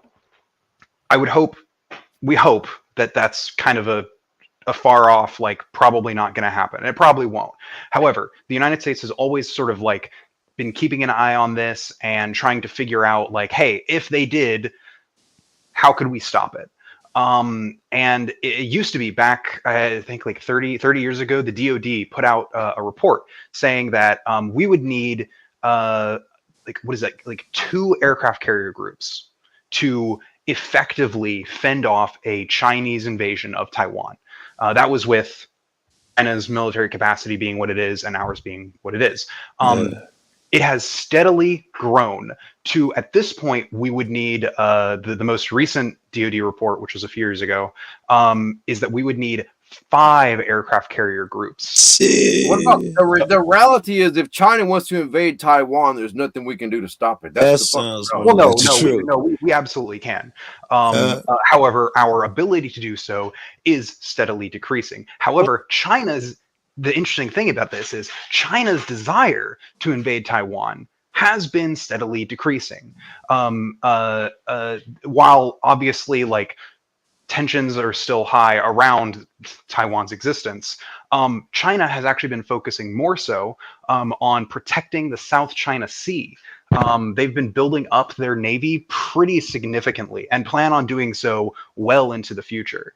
Arguably, the South China Sea is more important to Chinese autonomy than Taiwan ever would be. Right, and this is going to get into a lot of stuff, but I'll just say, just put it this way: the way that we set up the systems around the world, whoever we are and whoever they is, doesn't matter. The point is, like, you know, you're going to have to divert resources and energy into defense necessarily because of the way things are. People are going to have have defensive positions if they don't want to get their influence decreased in a significant way with the territory they already have, because the level of technology is just getting so high that, you know, traditional warfare is not really an option. It's going to be very complex. And so part of the thing I think with the whole green movement is they're actually going to take away those resources and divert it into quote unquote defense and plans like that. And I think that that's kind of why they're, you know, the fascist version of the green movement that we're getting is not only the WEF. You know, people think it's all about the world depopulation, but I think it's actually about more strict management of resources, not only here at home, but it's kind of like a plan they have to get implemented everywhere for. It's a world, yeah. Climate change isn't like a thing that a single country can fix. It's actually a thing that really. Yeah, this is starting to sound like a PBS show. Or this is actually a carbon special. And I think that they chose carbon not only because, and probably not because it's the, you know, primary driver of what they refer to as climate change, but because it's so ubiquitous that you can basically punish people for any type of development. That's interesting. Yeah. Because carbon is everything that we take for granted in this world. What's something exciting we could talk about? Indonesia. What do y'all think about Indonesia? What's going on there? Well, hold on. Let me just get to this point really quick, and then do whatever you want to do. But what he's talking about with talking about Russia. He was talking about Russia and about how America is going to become communist and Russia is going to become more free. Now, I don't know where he's getting that from, but that does be the narrative that the right wing is painting. Like, you look at Tucker, you know, fawning over Putin. Like, what do you think that's about? I got it from the very top. I mean, got it from the people that plan this shit way in advance. That's where I got it from. Wouldn't you agree? It looked like Russia and the U.S. are about to get really chummy really fast. Well, so one of the things about the Tucker and Putin thing, and I watched a little bit of it. I thought it was going to be like Tucker dick sucking Putin the entire time, because that is kind of what you get. That is might have like been hot. that kind of probably would have been I hot. missed it, dude. What happened? But and a large part of this is because fascists internationally actually tend to like each other. But it was very. The communists internationally fucking hate each other, and that's because every communist hates each other communist. No, but my point is that here's what I'm saying: the right wing in America is bringing in communism, literally, and the communist Putin is actually a amalgamation of communism and fascism. This is what America is doing right now. Like they're literally merging communism and fascism into one system, in my opinion. Right? Like That you'll own nothing and be happy. That's communist fascist bullshit. yeah, exactly. Because it's not really pure communism. Pure communism will be everybody's equal, but that's not what it's going to be. It's going to be Nobody's doing that. But if you're ahead of the game, look, if you're ahead of the This game, is like Russia, this is the Alex Also- Jones conspiratorial paranoia. Also, for what it's Dude, worth, that's not my. Russia's That's too not cold. my. Look, Russia's too cold. So what about Indonesia? Russia's way too cold I for me. can't How speak about on Indonesia intelligently. I don't want to know. go to Indonesia. I can tell you that. But here's what I want to say. So like really quick, and I'll You So- said that 2 or 3 really quicks ago. well, you keep interrupting, Jeff. So Well, go ahead, kind of. finish up, and then you said we can move on.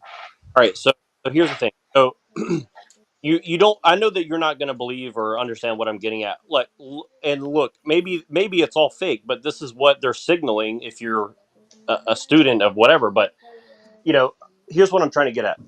Why is it that the United States and Russia are, or the right wing in America is trying to be friendly with Putin, which makes no sense. Like it really does. Dude, it makes perfect sense, dude. What are you talking about? Yeah, it makes Yeah. Biden look bad, makes a Democrat looks bad. So politically, it's smart.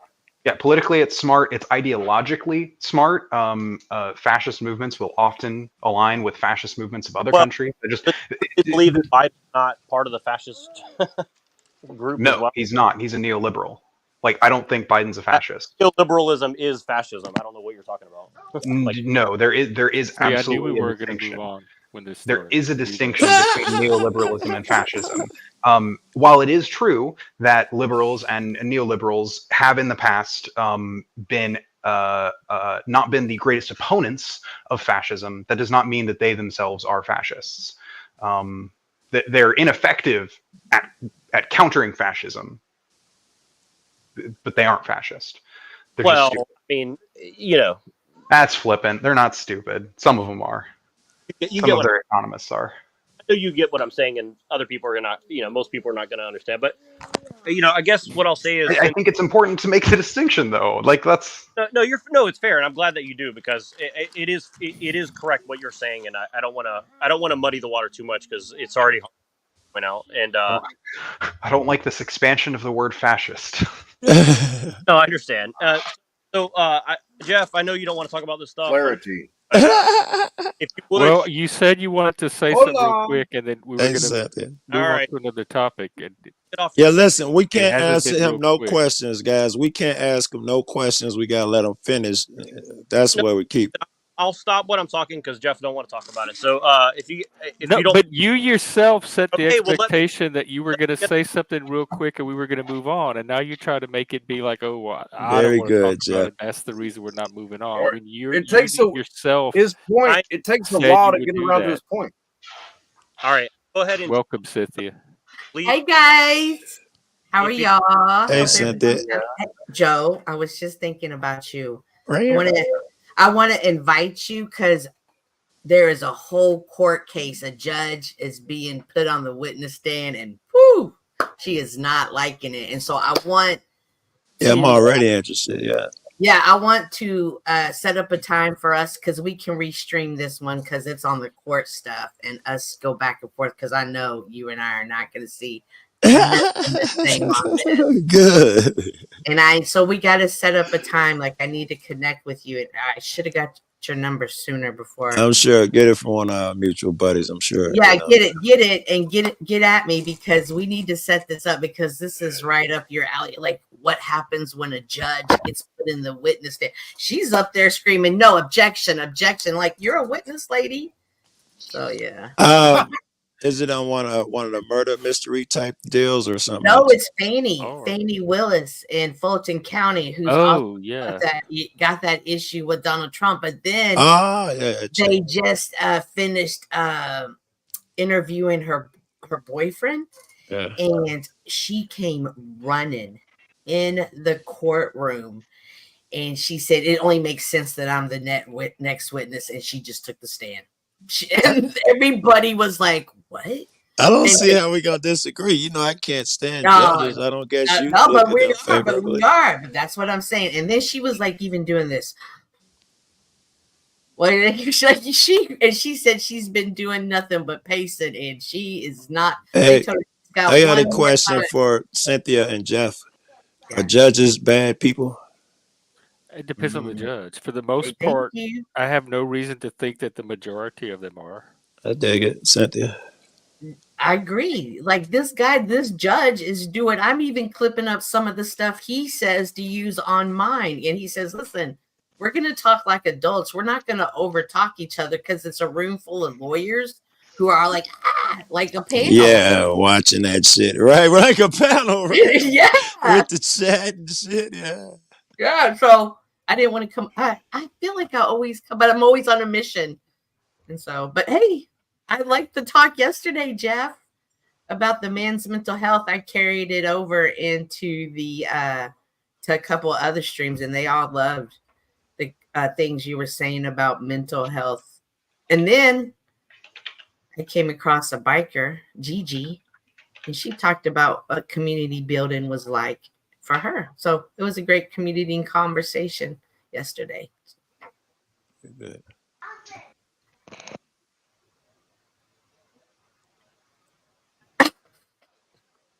See, Thank Cynthia, you, Browns boy. Thank you. What? I was going to say, see, Cynthia, you ruined the conversation. I know. Thank God. Yeah, but I'm on a mission to get your attention, and I feel like it's always on Jeff. So I'm going to back out. No, you shouldn't do that. Yeah. Well, mental health is always good to talk about. See, that's why I wanted to come up, but I'm still watching. Yeah. Too. Like, she is not stopping. So that's fun. I've known some pretty crazy judges. I've also known some people who were like, I would think of as like not just decent people, but from what I know about them, are decent judges. It's a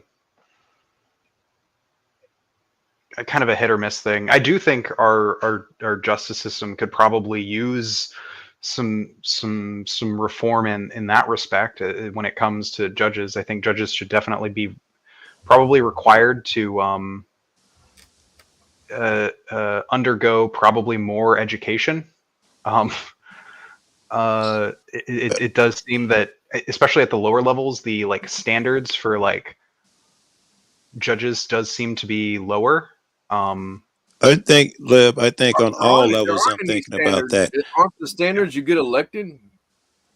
I think that on higher levels, I'm sorry to just dismiss your shit, but I'm scared I'm losing thought. I think that on higher levels, like you were just saying, judges do need to be updated on laws or and that type of stuff. But I also think on every level, they fail so bad. I would characterize them as bad. Not that they're evil people. They're people just like I am. But their daily shit, your average judge, some will vary. They know the cop is coming in and the DA has thrown in an extra 3 charges because that'll get the guy to plead. And, if you're doing that shit, you're breaking the law every day. You're a horrible guy. Just doing that shit every day. And there are 100 of those that lawyers and judges have to do every day at this point. It's standard operating procedure now, some of the shit they do. Yeah, I wouldn't even like even have to like bring up like whether or not they're breaking the law. If they're doing something that is like is unethical, I'll call it on it. I'll just say, hey, This is unethical. This isn't right. This isn't the kind of justice system I want to see us I could having. get behind that judge. If he's ethical, I could get behind that dude. If I could for a second, I went to a court case with my guy the other day, and he was doing the soft shit. What jurisdiction do you have over me and all of that shit? And the judge I thought was brilliant.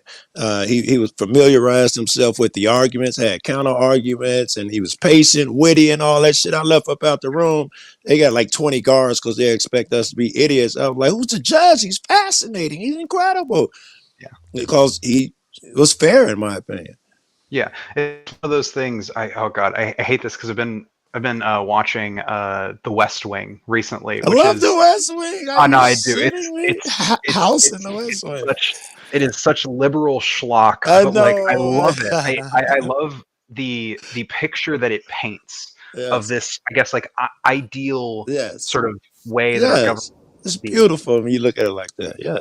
So when y'all were talking about our judges, good people, she was talking about that she had a job. She had a judgeship. I forgot what she called it, but she only went 2 days a week and made over 100,000.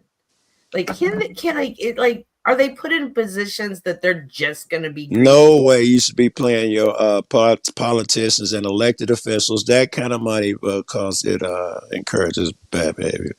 That's what I'm asking. And she even bragged, this was the easiest thing I've ever had. It is actually important to know there are like reasons as to why. Actually, there's some argument to be made to pay certain government officials actually more, because what it does is it disincentivizes the potential that they would accept bribes or things like that. Basically, you want government employees to at least live at some sort of like a minimum level of comfort. And actually, I would argue that about all government employees. I think all government employees should be given a reasonable level of compensation so that they can live, normal, comfortable lives. So to disincentivize utilizing their position for material gain. Basically, the idea would be you make these people comfortable, and so that way they won't be. Right. They will be less tempted to accept things. Now, there are also things like increasing the penalties for and the actual like rules and regulations around these kinds of things. I mean, judge judicial misbehavior penalties around that. Yeah. Before we go on, let me ask you this though: as the now that you've given me this higher pay, have you raised my standards? So now if I am going to take a bribe, you've just now put me in a position to ask for more. I already make this much money. Are you going to make it worth my while? Like, so I don't know if that's a strong argument though. No. I agree. I think that's probably so that goes back to what Joe said. This is going to promote bad behavior. This is why I think we want to basically be on the ball and like more heavily punish people who break these rules so flagrantly. That's the way you counterbalance. Yes. It's not because like the thing is like a judge or any government official like accepting a bribe on an individual level, it might actually not be some major disastrous thing. It might only be a minor. It might only have like a minor effect on the world, but cumulatively and creating the precedent that allows for it is the damage. It does damage to the system itself. And it looks like the system only works if you hold them accountable more. Like or if regular citizens get this, he gets 3 times more. And that seems to be the only way this system is going to work. They have to be more accountable, and it would have to show in the punishment. They have to higher standard. It would have to be showing the punishment. It sucks, but there's some truth to that, I think.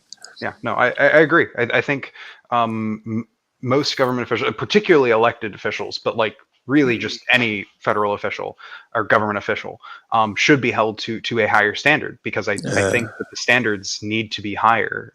You're not just like it goes further than like, we'll have more government waste and yada yada yada. It like goes like that actively contributes to the deterioration in Yeah. the trust of the public in our democracy. And then everyone up here knows it's hard to get trust back once you fuck that up.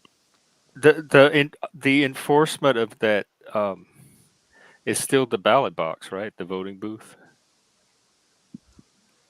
No, for having them operate at a higher, more Bunch of conscientious conspiracy standard. Like, so theories. if that's one of them, the yeah. standard, it's up to the voters to vote that standard in. No, I agree. That's one of the things. I think there are other methods we can also utilize other than just voting. But I think voting is a big one. But also, reforming the system to make it so that the system does a better job at punishing misbehavior. Isn't that a higher level? At least this is my opinion. Voting almost useless. I see how it can work on a smaller levels, but when you're voting for the big people, it's useless because at that point you have to be a certain type of person with certain type of political connections with other rotten motherfuckers before you even in front of my eyes. I agree. 100%. I mean, it depends on where you live. Really. Yeah, and also I would agree that if you're talking about like doing this kind of bigger, like change it at a higher level, like say for instance our Congress, right? Yes, at our once Congress, you get up there. just voting is A, very, very inefficient, but B, not actually that effective. However, at a local level in particular, absolutely. It seemed like you do miracles. I was mainly talking presidential. I've seen even at congressional, senatorial level, when a senator fucks up, then that had the longest reign at that point in time she was dethroned because she went against who she claimed to be. You remember them days? Nixon stepped down before he got impeached and all of that stuff. Now every politician gonna ride it out. I want 4 appeals. Ain't none of that shit. Also, it's worth noting that there's a lot of behavior that our Congress people are legally allowed to engage in. Horrible shit. However, obviously, I think that many people would agree that it is unethical that they do. What I'm talking about is lobbyists. Accepting lobbyist money, even like whatever, it's a campaign donation. Don't that make them evil? If me and you can figure it out, everybody knows how shitty it is, and they're making no laws because then they would be cutting off their fucking breadline. Yeah, everybody knows that would just be a gut shot. They do it because after it was they do it because after Citizens United it was made legal, so now they can do it openly, and they don't have to worry about the legality of receiving it. And I think that's a problem. I think that and the thing is, even before repealing Citizens United isn't like the be all end all. Like obviously there was corruption before, right? But obviously, there have been things done that have made it worse, and we can undo those things and then maybe fix some other things. You'd have to cut it out. Lobbyists, you had to find a way where his voice is the same as me, you, or Jeff walking in there. That's the only way it works. Yeah. You can't say I represent 200,000 or to 1 million employed people. Now his voice carries more than mine. Did y'all run off Cynthia? iPhi, what did you want to talk about? Lizard people. I don't even know anymore, dude. Oh, okay, then feel free to continue, gentlemen. Yeah, just let Lib go. He'll keep going forever. When I was coming on here, I heard Jeff say that shit. I don't care what you talk about, as long as it's not lizard people. Well, there's no such thing as lizard people. Now we found out lizard people are interdimensional people that can travel through the dimensions, and sometimes they appear as people. There's a lot of logic to interdimensional people. In fact, if that's how we're going to characterize it, it's almost certainty to me, just because of our limited the shit that we can see on the light spectrum. Of course, other shit, most other shit exists outside of what we can see with our eyes. Yep. I mean, it's more one of those things that for me is it's unverifiable. So theoretical shit. Yeah. I mean, I guess we could talk about what could be happening at other dimensions that are happening. How they say it? I'll tell you how they say it. If they don't reveal themselves to you, you'll never see it. So unless they reveal themselves to you, you're not going to see it. And that's why I will always be unverifiable. That's not so fantastical, right? We got planes that could go invisible. We know they're not really invisible, but give me traffic tickets. intents and purposes, we got shit that's flying around up there invisible. How hard is it to believe that someone, the same way they was able to bounce that wave off of that stealth fighter, someone can't bounce our eye shit off of whatever material because they're smarter, and it's easy from there on. I mean, yeah, like there's definitely, I mean, theoretically, there's a lot of potential things. I mean, you want to talk about like the multiverse theory. The multiverse theory is potentially true. I love it. However, like there have been no ways that we have been able to determine to verify it, whether or not like any of those theories even have anything to back them up, you know? Makes me wonder, even thinking now, what would be our best evidence for that? It's something that I believe, but if you had put my unverified, that's why it's unverified to so many people, because they reveal themselves to who they wish to reveal themselves unto. Well, now it seems like you're just making like an argument for the existence of God, but like a really bad one. I thought he was talking about unseen aliens walking amongst us. I thought he was. No, it sounds like you think you're smart because the way you think you talk, but you're not, dude.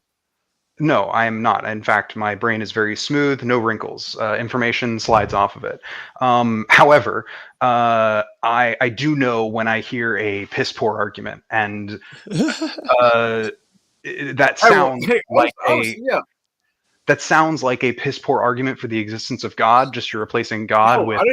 I don't believe in God, dude. No. I'm saying that what you're talking about sounds like what some people have given to me, and it's a piss poor argument, but you're replacing the word God with. That's why you're failing to listen. That's why they wouldn't reveal themselves to you, because you think you know everything.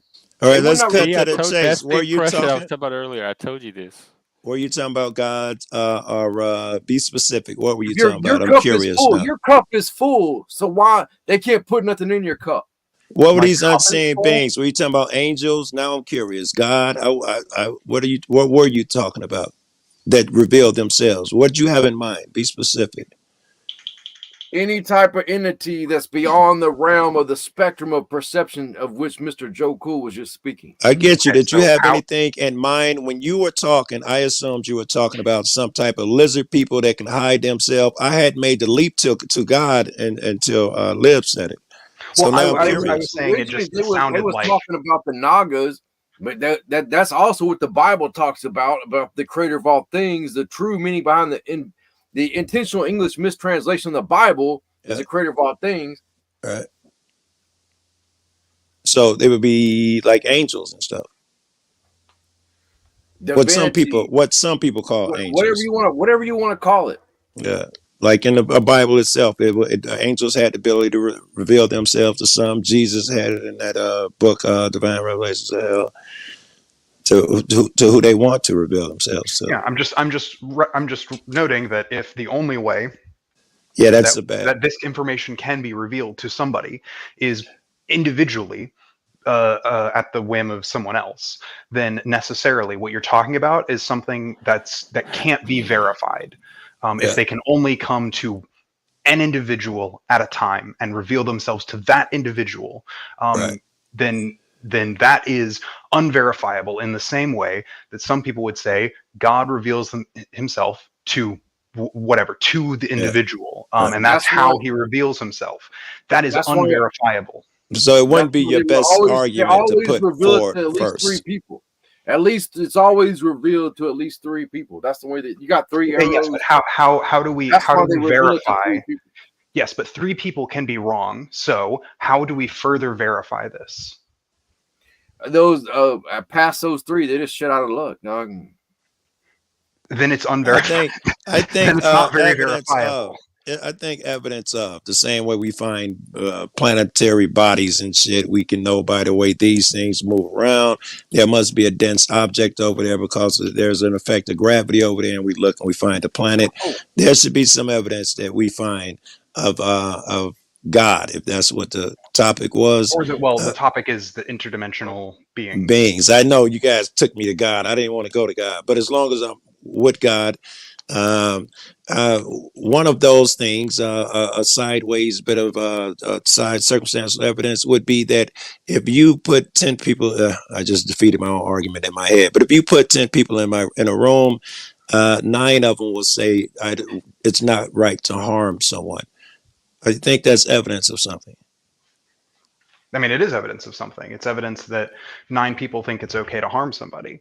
No, I thought they would say it's not okay to harm. I assume most not okay. Yeah, That's okay. what you have evidence for. What you have evidence for is that the overwhelming people in this, whatever, if you're going to extrapolate this 10 people to the population, think that it's not okay to harm others. Right. You can definitely extrapolate that. But what I'm saying is that what Vishnu is claiming is that we ought to use these 1 to 3 people's eyewitness accounts. Since that is the only evidence, that is sufficient evidence. And what I'm saying is that's not sufficient evidence. No, I got you. I would have investigated who are these 3 people. Where was it written? I had a million questions. It didn't sound solid.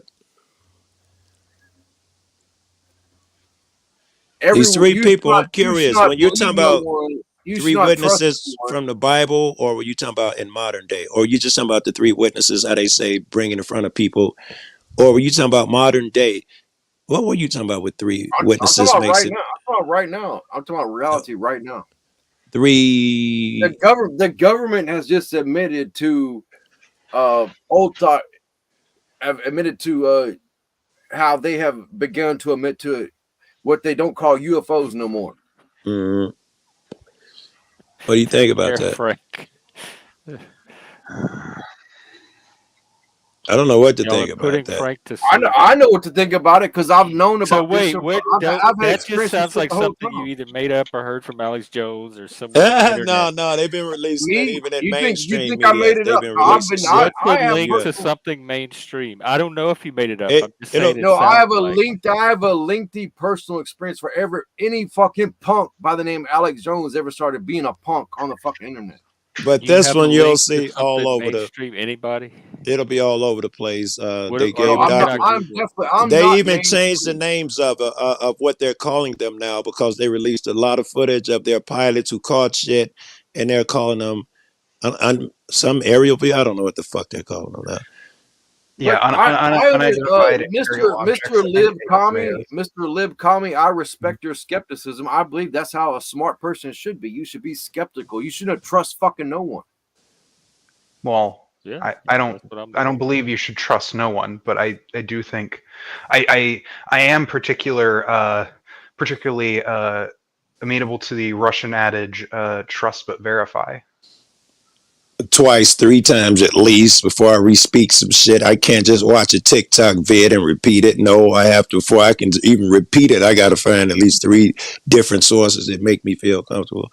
Yeah, generally, especially on like bigger claims like that. I mean, obviously, like small claims, whatever. My level of skepticism is lower for lower stakes claims. Right. But if we're talking about the existence of interdimensional beings, that begins to stretch my credulity. So my skepticism for it is much higher. All right, there would be, I could come up with evidence quickly for interdimensional things, but interdimensional beings in specific, nothing pops into my head. Yeah, it's just it's it seems I've read all the UFO accounts. Okay, like they're JoeCool clearly explained it about how we perceive reality. We can only perceive a small fraction of reality. Well, yes, we don't know what we don't know, but just because we don't know what we don't know does not mean just because you don't know shit don't mean somebody else might know more than you. Sure, but if you do know and you have good reason to for your belief, then I would ask that you present that good reason so that I may too believe this true thing about reality. Yeah, what would be our best evidence for interdimensional beings? If your best evidence is, well, it's a bunch of different eyewitness accounts, I can't verify those. I have my own eyewitness accounts. Who I choose to share with, who I choose to share with the shit. That helps you a lot more than it helps us, right? Can you give us something we could verify? I don't care, but I don't care, dude. But I respect your skepticism. I respect everyone's opinion. You know, I've learned that there's no point in sharing it with certain types of people. Yeah. You know? Well, just for the record, I believe they exist. I believe, you know, my ancestors, I still run around their energies and crazy shit like that. And they could look in on me. That's interdimensional shit or whatever. But I can't come up with no proof of any of that shit.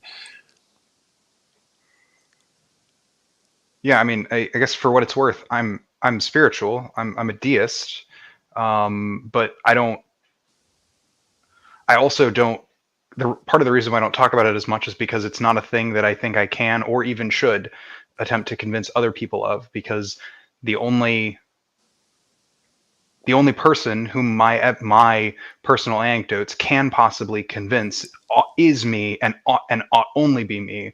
I don't want my anecdote to, if someone else is convinced by my anecdote, that's bad. I shouldn't be doing that, because that's not good. If you want to call it an anecdote, you know, other people have their own personal experience as well that may be similar.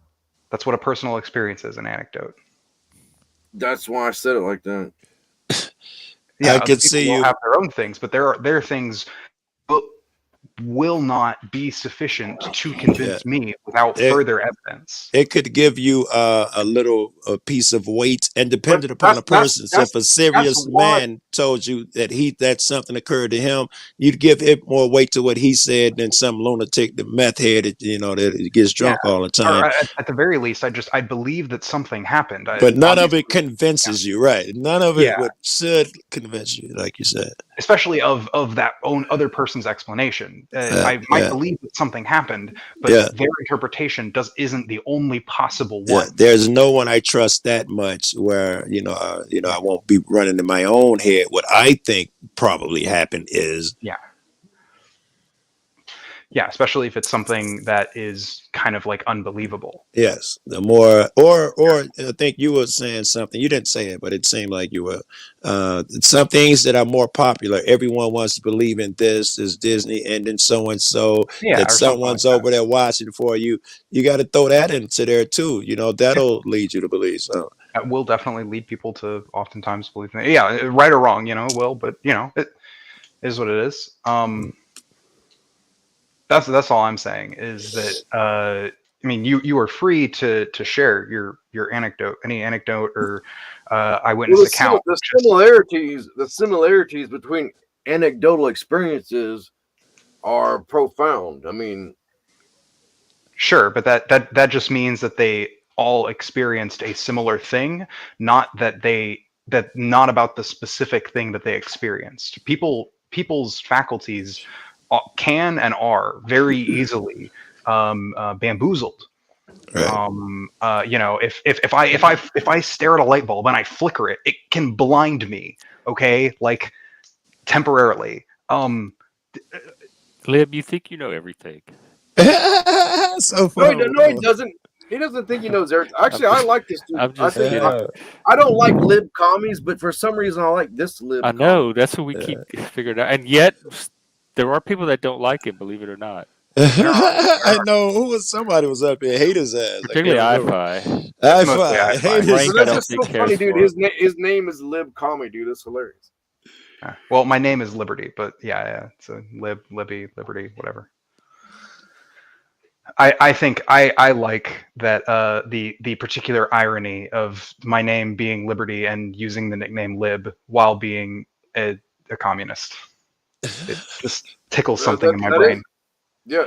Wait, I didn't know if the communist tag was in sarcasm. I don't know anything about your communist belief. I'm an anarcho-communist. So basically, I mean, when you think about like communist states, most communist states that have happened have been centralized economies, which I think has largely led to basically an entire degenerate. Even if the there was something to the movement at the beginning. You just completely collapsed almost immediately. The same way you centralize American power, few become in power, and everybody gets left out on the edges. The thing that like I think makes communism work is democracy. Fundamentally, a democratic system is the best system of governance that we have discovered, bar none, for the things that I wish to maximize in humans, which is human well-being broadly. What Democracy. Proof do you have of that? What I think democracy. I hate that word. You have no proof of that whatsoever, dude. Honestly. The fact that after the Enlightenment and you in Europe, and you had the beginnings of democratic political frameworks begin to come into existence, you had a pretty rapid increase in human well-being, in human well-being, in the ways that I mean it, as in the lives of humans broadly began to rapidly improve, and there are a whole host of factors that are. How do you get past this one, though? I think that inherently in there is the vote or democratic system where other men can suddenly make laws that affect me, and they shouldn't. If somewhere in there your vote can't affect me, in a negative way, democracy means I get a ruler now, and I'm afraid of that inherently. Well, I think the big thing is that what democracy does is it allows for people to give a voice and have power to fulfill their needs. I see the positive in it in a million ways. If I built something, it'd be on there. It'd be a lot like the shit I have now. But at the same time, how do I not become the tyrant when I say that, listen, this is the speed limit, so-and-so, and then now I'm enforcing it, whatever dumb rules, that I have such issue with right now. Why change it? This isn't to say that like democracies can't have flaws, and many did. The first recorded example we have of a democracy is Athens, and I think all of us would agree that as awesome as it was as a development, Athenian democracy was quite flawed. I don't know a lot about I know a lot about Athens, but not the form of democracy that particularly that it used. Yeah, their democracy had a number of flaws, and I think that democracy is a part of the reason that democracy is such a powerful system for human well-being is because it is self-correcting. Democracy can itself change itself. Yes, it must. It will by time, kind of like in Eastern philosophy. It will if you keep remains. It will. And but if you becomes an educated population, that would help. Yeah, I think it's necessary to have democracy. Yes. But also having an educated population is just a good thing overall. Like you should, the more educated people are, the better people are. How do we avoid this then? The tyrannical 51%. I'm glad we're in control now. And we're going to make these laws. We don't want you drinking and smoking. It's bad for your health. And democracy led to that. I see all the good, but it also leads to that. What the fuck do I do? And that's where you kind of get into like the specific kinds of democracies that are best. I don't know a lot. You would, like I think our democracy, America's democracy, the framework for it is certainly actually theoretically and the framework. I'd start with somewhere here. I think these guys are right. It just makes me think, man, I really perverted to twist the purity that I see here for what y'all did with it. Man, I really twisted, bro. No, yeah, there have been a lot of ways in which our democracy has been twisted to serve the needs of a few malicious people. That's a danger that any system has, though. Yeah. And the thing about democracy is it has, again, like that sort of like self-correcting part of functions within democracy. Wait, when you supposed to be arguing you're a communist? The US was never a democracy, dude. The United States of I America think is a Yeah, constitutional they republic. hated a democracy. The In the, people who started democracy. it thought democracy is the worst thing that could ever occur. Well, first off, not fucking- all. First off, there was actually quite a bit of disagreement on the founding fathers on the topic of democracy. It was actually a very, very heated and public one. Yes, the United States is a democratic nation. We are a form of democracy. Democracy isn't just one thing. I'm not so sure. I was just looking at some shit yesterday or the day before, and I came to the conclusion that what they wanted was that Republican, and they outright, a few of them said that, yes, the constitutional republic is how they phrase it. Thank you. Yes, and the United States is not a democracy. Yeah, not a democracy. It was not meant to be. It was usurped and taken over by some motherfuckers. Whoever was in office at the time changed it to that. The electoral college. Republic. If anyone paid attention to the electoral college whenever Ron Paul ran, you witnessed certain things if I Google constitutional federal republic, is it going to say that on Wikipedia? Is that going to say that a constitutional federal republic is not? Leave federal out, because I don't know what if they just said constitutional republic. That's the technical classification. Anarcho-communist lib commie. You know Wikipedia isn't the source. Well, it's okay to start there. We know what Wikipedia is. It's a good place to. I think it's a really great place to start, actually. Constitutional republic. Now, if you put in federal republic, I don't know if it's the same thing that I was looking at. They put entire fake ass pages about people. They leave entire. We know it's like, when I'm talking to my lying ex-girlfriend, I'll still ask her a question, and I know she's a liar, and I gotta filter that shit. It's the same with Wikipedia. No, I think Mr. Lib Commie is intelligent. He has a way with pretty words and everything. He must be, because he didn't ask for our opinions on how smart he is, so he must be pretty bright. Everybody's volunteering that shit. All right. So yeah, in the first sentence, a constitutional republic is a state where the chief executive and representatives are elected. What is this election thing? An election is a way people can choose their candidate. You're gonna make me Google some shit, damn it. In a representative democracy or are other. Are you really reading Wikipedia? Dude, you're not going to gain respect reading Wikipedia. All right, so here, let me get my tablet. Why don't you tell us about anarcho-communism? That'd be more better. To me, personally, I'd rather hear about your definition of anarcho-communism. Yeah, so communism, the definition of so we're going to take this one piece at a time. Communism is a system of government that is stateless, or rather a society that is stateless, moneyless, and classless. So money, by the way, when I talk about money, what I'm talking about is basically profit. The idea of like focusing an economy around profit does not exist. Obviously, we would still have, tokens that represent a certain amount of value that could be traded for goods and services. That seems to be a pretty inherent form of human economic interaction. However, a system in which its sole purpose is to generate profit is not inherent to economies. That is a particularly maybe not even. He doesn't want anyone getting too rich. It is a maybe not capitalist invention, but it is a feature of capitalism. A major feature of capitalism is the idea that the economy is focused around generating profit and nothing else.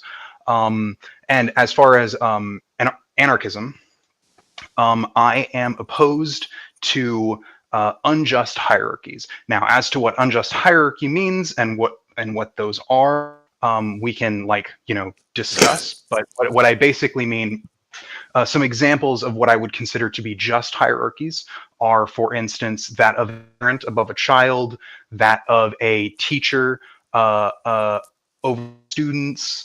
Those would be kind of examples. So the system that I'm looking for, that I believe is an ideal, is one in which we would minimize the amounts of hierarchies that would exist within our society, so that we could achieve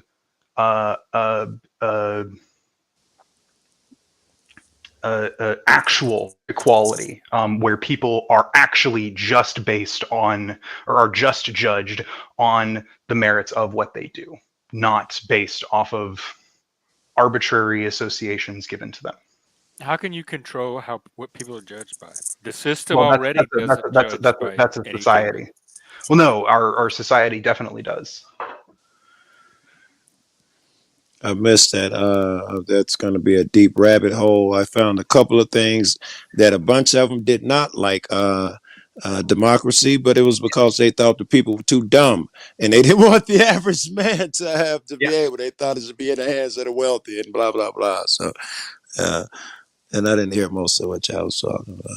No, you're fine. Well, it's an interesting concept, and I've seen people claim to be anarcho-communists, and I'm trying to understand it, but well, I'm not. Okay, so again, back to the beginning.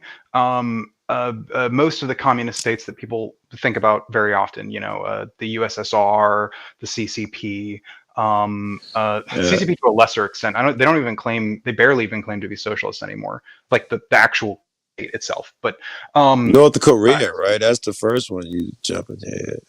Not really, actually. Communism, that's the first place I think. I mean, they're monarchists with extra steps. I thought all communists were monarchists by a different title. It always ends up in the hands of the wealthy who pervert the system, and then people, I don't know. They don't always generate these kinds of dynasties like North Korea. North Korea in particular is like just really fucking uniquely wonky. Cuba's communist. Yeah, Cuba's communist. I'm pretty sure. Fuck do I know? Okay, I know an example like the Essenes. You know about the Essenes, who some people claim that Yahushua was a member of the Essenes, a Judean sect. They were communist. And they're all communist. There's communist communities in America. Yeah. I mean, I got some buddies that run them successfully. What I'm talking about is more like when people think of like communist states, right? Like the USSR. That's, I think, the one everyone fucking thinks of. Yes. The USSR was a command economy first and foremost. Their command economy. Basically, a centralized economy. Basically, they kept the capitalism. But the capitalism was run by. It was determined by certain people. Well, actually, it was worse than it was run by the government. It was run by the one-party state. Like, right. Interesting. Even worse. Sound like Cuba, though. I hear that. Cuban communism was definitely different than the USSR, though very similar in a lot of ways. And that's actually and they try to keep the capitalist part of it. They still got stores and all of that shit. Well, it's actually specifically like a capitalist, more of like mode of production. Yeah, I guess like so instead of having a different way in which people work, they just kind of worked the same. Just they had new bosses. Yeah. There are actually things that like we could do today that I would argue that like the USSR, when they attempted communism, should have done, and I think we can do that today within our democracy, and it can vastly improve the lives. Give me one or two. I'm down. Workplace democracy. Workplace democracy. Workplace democracy. Okay, I got some in my head, but go ahead. Yeah, worker democracy. Basically, the idea that you would have like some. Do you have a say at your workplace? Actually, do you have a what? A say at your workplace? Is that what you're saying? That's a big part of it. So there are examples of workplace democracies within the United States today, even and on like a smaller scale. Co-ops are one. There are also like internationally, there are worker democracies that are quite successful. Actually, the biggest is I want to say it's a Spanish company, Spanish or Portuguese, called Mondragon, that actually seems to be, functioning quite successfully.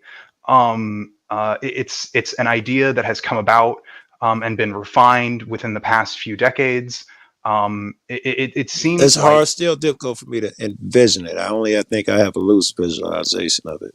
yeah, I mean, one of the biggest things is like people would be able, the workers, the actual employees would be able to vote on things like their managers, pay, whether or not they fire and hire people, this thing. Basically letting people get invested more in the place that they spend a good deal of their life. Well, how does that differ from, I don't know, the workplace today in capitalism where the people have a union or something? How does that differ just by who the boss is? Yeah, basically it's the idea that the people who work at a place get to choose who the boss is, not somebody who doesn't work there. That's pretty interesting. It does require like a bunch of different like things, like typically worker democracies. I mean, they wouldn't have an owner, like you wouldn't have one person who owns the company. Which obviously you might say, well, who would want to start a company if they don't own it? And the answer is people who want to create a better system. That never works in reality. I've never seen that work in reality. So the thing is, that's a fair question, Lib. Can you give us some working examples? That's a fair question. Oh yeah, no, I did. So like there are co-ops within America that function and compete as normal firms within capitalism and do reasonably well. They actually seem to. I meant of a communism that works, not just that communism. I mean, yeah. Oh no, like basically every single attempt to seize the state and then become communist has led to an immediate deterioration. But you have a vision in your head where you still think it's feasible, though, yeah? Well, yes, because I don't think I'm not a revolutionist. I don't think that we necessarily need to violently take and seize production in order to do this change. In fact, I would argue that countries that do that don't turn out well for them. And I think part of the reason the Essenes are an example of a communist thing that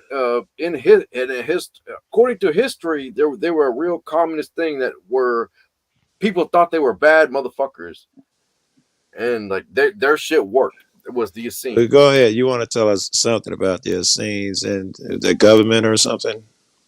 No, they're still, allegedly, according to ancient historians, their shit worked, dude.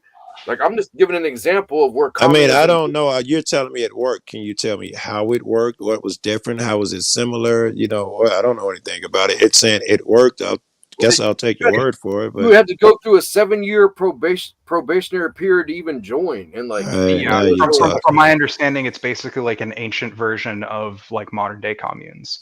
And they do tend to work, especially on smaller scales. Yeah, I got buddies who do them, and they're very successful. And even more so, back in like the 100 AD, those types of communities would absolutely have been not just viable, but by many people preferred.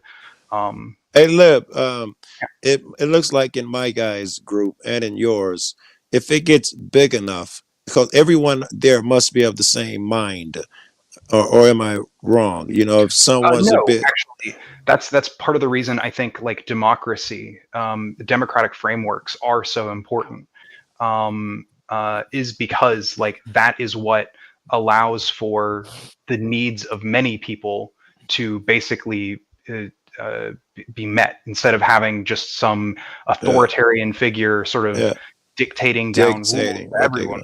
Yeah, which sounds like America to me. I mean, we're going to put this money on this. We're going to put that money on that. You're going to worry in 4 years, you'll get to vote on where the money goes. And then you vote for a politician who lied and doesn't make good on his fucking promises anyway. It's stupid. No, it's okay. the cult of culture wants to know how you define an interdimensional being. An interdimensional being is like we have five senses, I think, and 6 we senses. however many No, senses we have we 5. got, right? We have 5. Oh my god. But sometimes we have more than that. Sometimes we can see more than outside of our regular accepted senses. You know, and sometimes you just see, but you can't see gravity, you can't see the solar rays. There's all type of things that we know exist that you cannot see. No, but you can measure their effect. Yeah, but sometimes How do we measure the the effect effect of those interdimensional beings that only show themselves to particular people? Yeah, like I'm not saying that it's not, but I am saying they are distinct from things like gravity, because even though, yeah, you're right, we can't see gravity, we can not only witness, but we can measure and verify the effect it has on the world around us. So well, you'd have to figure that even with the senses that we've learned, the materials that we use to measure, you'd have to still figure that we're inadequate in our detectors, whatever. We might be, but that's not an argument. That's not an argument for the interdimensional beings. No, I don't have a good one. That is just saying we don't know. Yeah. Yes. There's The no conversation took interdimensional my being. mind. There's no interdimensions to Oh. even have beings in. Well, when you die, where do you go, Jeff? Nowhere. You don't go anywhere. That's Your it. body Puff of decomposes. smoke, and your mind ceases No, to work. nobody dies. Nobody puffs of smoke when they die. Where did that come from? But that's the end. Lights out. That's it. Your brain. You can't survive. Your consciousness can't survive without a brain. Once your brain deteriorates, actually, science is proving otherwise, dude. No, it's not. People's conscious exist outside their brain, dude. There's tons of evidence that proves that. No, put a few. Yes, there is, links. dude. Well, provide a link. It exists. Excuse me. Put like a little half an ounce of it. Existing without outside of your brain isn't even like a really coherent thing. Your consciousness is an emergent property of your brain. That's what I keep trying to tell you. Experiencing things. No, dude. Yeah. There's tons of cutting edge science that's increasingly proven that consciousness exists outside so the brain. far, you're just saying it. Show it. All right, let me see if y'all are unaware of it. Y'all are so smart. Y'all should know about this stuff. Well, it's so easy to just put a few links in the. No, it's not. I would have to look it up. I would have to remember. That makes you even less credible to me. Okay, I don't. Guess what? I don't care. I would have to remember. Okay, I don't either. I don't think that there's a bunch of science. Okay, fine. That's fine. Well, I mean, like, I don't know. When I learn about, you have a strong opinion. You have a strong opinion. I respect your opinion. Well, when I if your opinion is so strong, why should I waste my time providing you with the information to prove you wrong? Oh, you ain't got to get mad. Look, here's one. It's not a good one. There is an argument. It's not a good one. We know the energy argument. I'm sure everybody was thinking of energy cannot be created nor destroyed. It just turns into something else. Sure. With that in mind, those particles go somewhere else. Perhaps they could be you functioning in some type of different capacity, because those parts of you in the energetic form still exist, unless you cats think they just dissipate in the heat or something. Well, I mean, it's no longer a part of me if it's not a part of me anymore. Like if I eat food, right? Yeah. And that provides me with energy. Yeah. Okay. And then I shit it out. I know.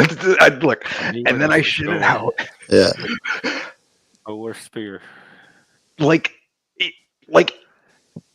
that's not in me. That's not a part of me anymore. And then the energy that I absorbed then gets excreted through sweat. And I got goes away. That's no longer a part of me. I think all of these. I think all of these things. I think we are all connected. I think all of these are made up of particles, whether we call it shit or some divine Da Vinci painting. All made up particles, limited number of particles moving around in a different form, and with all the fields that we share. Then it's logical that we could and logically are all part of one, like some underground root system or something. We all are connected. Well, I do think we are connected, but I think that connection is social. There's a very complex and many-webbed connection by which we all share the same society, but that's a social connection and being connected. We're not like our consciousnesses aren't connected. What about your thoughts leaving your head on something like plants or something? You've seen those experiments where they get 3 plants and they tell one he's a piece of shit, they tell the other one he's the greatest plant in the world, and they always get the results. And they do it with other fucking living things, and those things seem to respond well. Maybe your thought. I'm saying that it looks like your thought could have. I have not seen any evidence that these experiments have I'm produced. just hearing about it the first time. Yeah, look at them. Look at some. They got some recent ones too. I'm aware of the experiments happening. However, you're very selective in what you so-called see or admit to see. Well, it's important. It's important to know. People know about this. Everybody is. Our brains are. There are only a number of these experiments that have actually put in the actual work to control for as many possible variables. Google it recently. They got the controls and everything that they put in there recently. I looked at it, I remember the old ones and the original ones. They did them with prayer. They did them with music. They did them with a bunch of shit. But recently, when I looked into it, now they have the boxes, the room type boxes, the rooms they put them in to avoid any sound, any air. And they describe how they, enclose them or whatever. The controls. Well, the good news is, or it's probably good news for a lot of people, is I do have to wrap up because staying at the top of the hour. Yeah. All right. It's been fun, man. I like your room, man. Enjoy the conversation. I like talking to y'all. I respect y'all's skepticism. Yeah, sure. Well, I respect your position. You're welcome here. Yeah, I like you, pApA Vishnu. You're fun. You're definitely fun.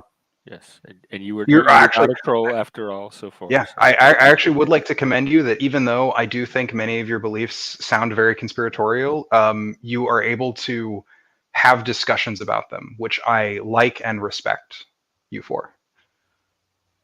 It is unfortunately a rare characteristic, and I appreciate you for it.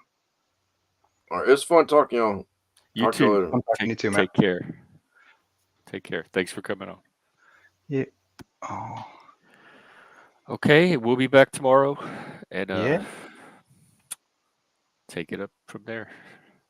Yeah. Y'all have a good afternoon. You too. Or evening. Yeah. Take care. And I think I have that thing to go to, but after that, I think some of us are going to.